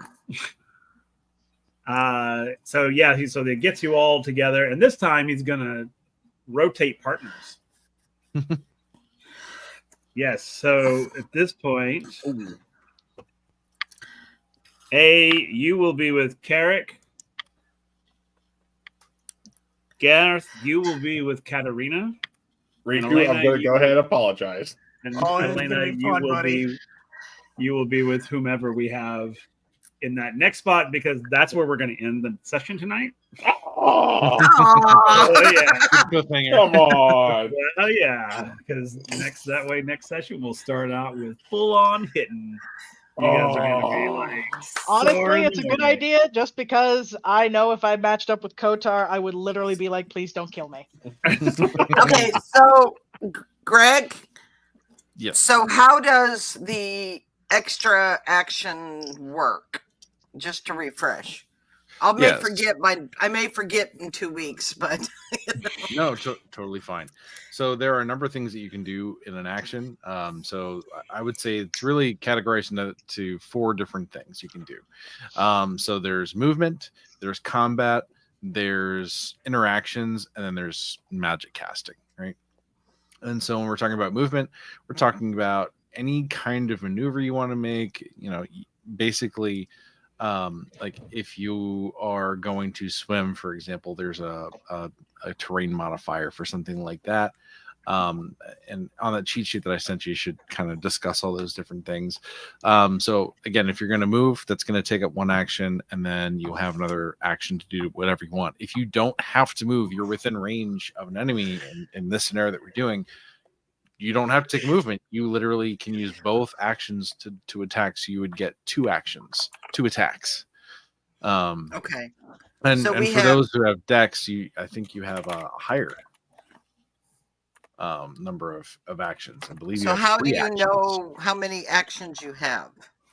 So number of actions are dictated by your dexterity score. Okay. And I'm just going to read it out of the book. The number of actions a character can make during a turn is determined by dividing the maximum value of the dexterity attribute by 2 and rounding down. So what that means is if you could roll a 1d6, your maximum value would be 6. So you divide that by 3, and that's how many actions you get. So you end up with, sorry, I misspoke. You divide it by 2, and you would end up with 3 actions. Okay. So if you were a level 3, you'd be rolling 1d8 for your dexterity. You would divide that by 2. You would end up with 4 actions. So at the bottom of my character sheet where it has action tracker. Yep. I have 2 now, but I could add 1. Okay. Correct. Got it. And I recommend that after every turn that you've used that, you just hit the trash can icons to close them out and open 3 new ones. It's just it's just for you to keep track. Awesome. Cool. All right. Excellent. So, Candy yeah. Cram for Mongo. So My those huge of us blade- with base huge 1 blade have saddle 2 bird. actions. That's correct. Those of us that have a 1 for our dexterity score in our attribute, we have 2 actions. Those that have a 2 have 3 actions. Okay, I follow them. Okay. Any other questions? Nah, just again, I'm going to go ahead and say sorry for Chris, because like I said, A fights dirty. Oh, this is gonna be a fun one, buddy. You know that. Sorry, Riku. I did not mean to throw you around like that. No, it's fine. It is perfectly fine. That's how the dice roll. Beat down by the creator of the game. Oh, you can tell people, it's like, I totally got my ass kicked by the creator of the game tonight. How'd your night go? Oh, I got my ass kicked tonight by the creator of this game. It was awesome. You know, You It was know, playing one of the hardest hitting races in the game. Exactly. Yeah. It was great. I'm just Loved like, it. celebrate. I just imagine like when me and Carrick square off, he's gonna have like a bandage wrapped around one eye.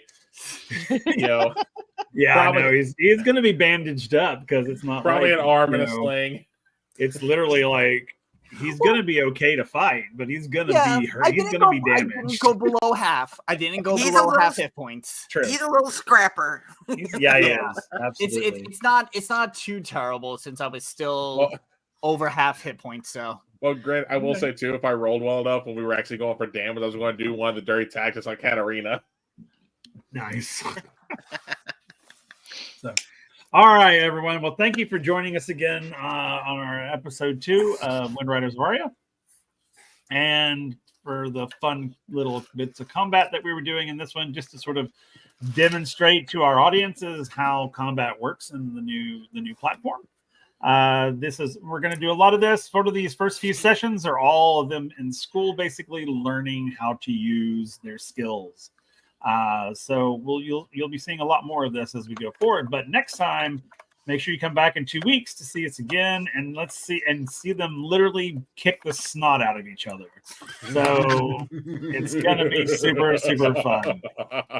We're gonna go around real quick, let everybody kind of tell you again who they are, who they played, where you can find them, and if you have a project coming up, drop that as well. So let's go in this order, and we'll do Kel. We'll do you first.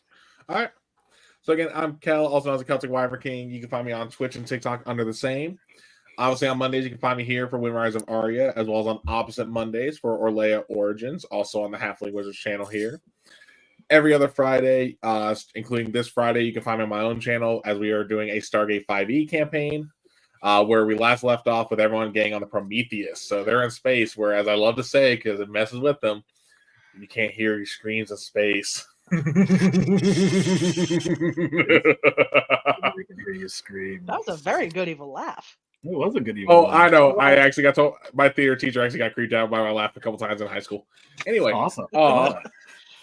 But also on the opposite Fridays, you can find me over on the Dinner to Game show for a Walking Dead campaign we're getting ready to start, as that one's going to take place in New Orleans starting off, where shit got bad fast in The Walking Dead. And then words work. Sorry, I'm reading comments. My bad. What was that? Oh, Goose doing Lord's work. And then also, if you do want to get caught up for my Stargate campaign, all my episodes are on YouTube, which are in my link tree, because I always keep forgetting to mention my YouTube. Good, yeah, because the VODs for this game will be found on YouTube as well, for sure. All right, is that it for you, man? Yes. Oh, and what's something you're looking forward to in next session? Oh, next session. I just want to see what kind of roles we get between me and Chris, because again, the fact that me and him had the same reaction when we got partnered up. I feel like Carrick's the comeback kid, and he's going to be like when in the serious fight, it's going to be like badassery going on. Oh yeah, it could be going all ass catching, turn the hat around. Exactly. It's like, I'm done. I've had it. I mean, Will, you remember what happened with our one-on-one duels during Furusato? How I dominated that one. Yeah, but it's also possible too that my luck may return. I may roll like 2 or 3 surges in a row too. Hell, where Gray got quadruple surge, I may get a quintuple. That's true. That's right. Who knows what could happen? We can just keep a counter, like who has the surge high score. I know. Oh, keep it like who has the most surges. Greg, 19. I mean, that's possible. You could definitely add that to the overlay. Just have it update every session, like who had the highest. Yeah. Okay, cool. Sanguine. Hey everybody, I am Old Worm Slayer. I have been playing Garth the Pontari. And you can find me as Tiny Nunya on TikTok. I'll eventually give Will my link to that, so that way if people decide to follow my account that has very little to no content, I might actually start making some. Anyways, I am looking forward to seeing Carrick embrace his inner sane and start kicking ass after getting his butt kicked by Momin. This is going to be memorable moments of poor Carrot getting And his the ass one-on-one fight between Katarina and Goth, because oh, I have a feeling that's probably going to be interesting because it seems like both of our characters are well trained in hand-to-hand combat. True. Yep, that'll be fun to watch. Cool. All right, speaking of Winterwolf. Hey, I'm Lisa, D&D Winterwolf on TikTok and Discord. I play Katarina Zephyrius, a parry. Find me on every Monday night in Orlea campaign, Windriders, and then on opposite Mondays, Origins. On every other Friday, including this Friday, I am in Kellen Stargate campaign, which is a blast. And if you haven't checked it out, it's worth it. I'm looking forward to. I love how you kind of guided us slowly, getting us used to the combat. You know, we just added. I really like that. So I'm looking forward to who wins and who fails next week. You're all winners. You're all winners. Or are you all losers? I don't know. I guess we'll see. You learn more from losing. True. All right, Riku. All right. You can find me on social media as Pup Riku on pretty much any social media out there. Tonight I was playing Carrick, the Ponturi that got his ass beat and ready to get some revenge on A. If you want to know why me and Kel are going back and forth, definitely go check out the archives and check out Junior Braves of the Apocalypse campaign when he and I were sworn rivals. So we're just picking that back up. Yeah, it does seem like it's going to be with this. Yeah. And this was rivals, for those of you wondering, like Legolas and Gimli, where it's like kind of friendly rivalry, but also a little bit but gets kind of more so that. Yeah. Okay. But for other games, you can find me over at Vibe Tribe Productions. I Dungeon Master The Academy, which is an audio podcast, so it'll be coming out over time. You can find me on the Gaia Chronicles, which is also the opposite Mondays of this. So you can have Orlea on one screen and Gaia on the other screen and support us both at the same time. Hey. And then I am also will be starting this week on Unveiled. That will be on Thursdays. So excited to get back into this. Excited to see everybody. What I'm looking forward to next session, definitely A and I's big old brawl that hopefully doesn't get too out of hand. But in general, I'm just excited to see where this journey takes us. I'm really excited for this world and really excited to see what happens. Okay, cool. Crazy Gamer Lady. Hey guys, I'm the Crazy Gamer Lady. You can really only find me on TikTok under at Crazy Gamer Lady. You can try the other social medias, but I don't post anything on there. I also play every other Saturday on ADH Adventures, playing Unlicensed Magic as Ikasi the Lizard Folk Druid, who apparently became party mommy to the Edgelord Halfling Wizard. It is true. I have been Elena Verdant, the Wodell fabric connoisseur, who is hopefully not going to get her ass kicked too bad next session.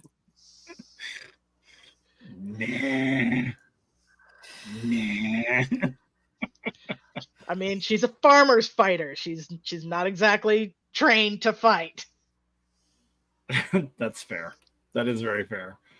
All right, and of course, last but not least, Greg, our amazing co-founder of Surge. Well, again, thank you for having me again. I played a guest starred as Kotar, the last second character. But no, it was fun getting to be a part of that. So thank you very much. And of course, you guys are amazing. Thanks for taking the jump to try our system out. I hope you're enjoying it. And if there's any improvements or anything, let us know. We're always willing to listen. But just big thank yous all around. And Will, thank you for including me in tonight. I appreciate it. Of course. And of course, I am Will, or Halfling Wizard, the Maestro of Chaos for this awesome group of folks. You can find me here on the Halfling Wizard Twitch every Monday. Every other Monday we play here Windriders on the first and third Monday of the month. And on the second and fourth Monday of the month, we play, it's with Lisa and Kel play in my Origins campaign.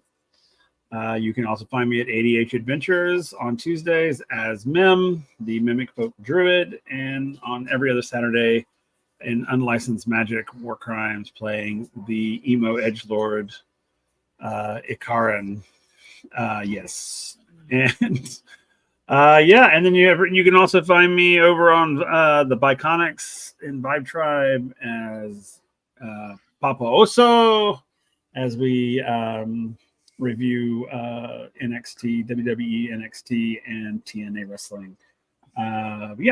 So that is it for us. Please hang around as we are going to go raid somebody. But until next time, make sure you guys come back next Monday and watch Origins with us. See you the next time we soar the skies. Yep. And then, of course, 2 weeks, come back and see us watch the players whoop each other's butts. All right. Until we see you all next time, y'all have a groovy, groovy night. Thanks for watching. Thanks for joining us for this Vibe Tribe Halfling Wizard production. Make sure to come back again soon to see what happens next. Right here, where adventure comes to life.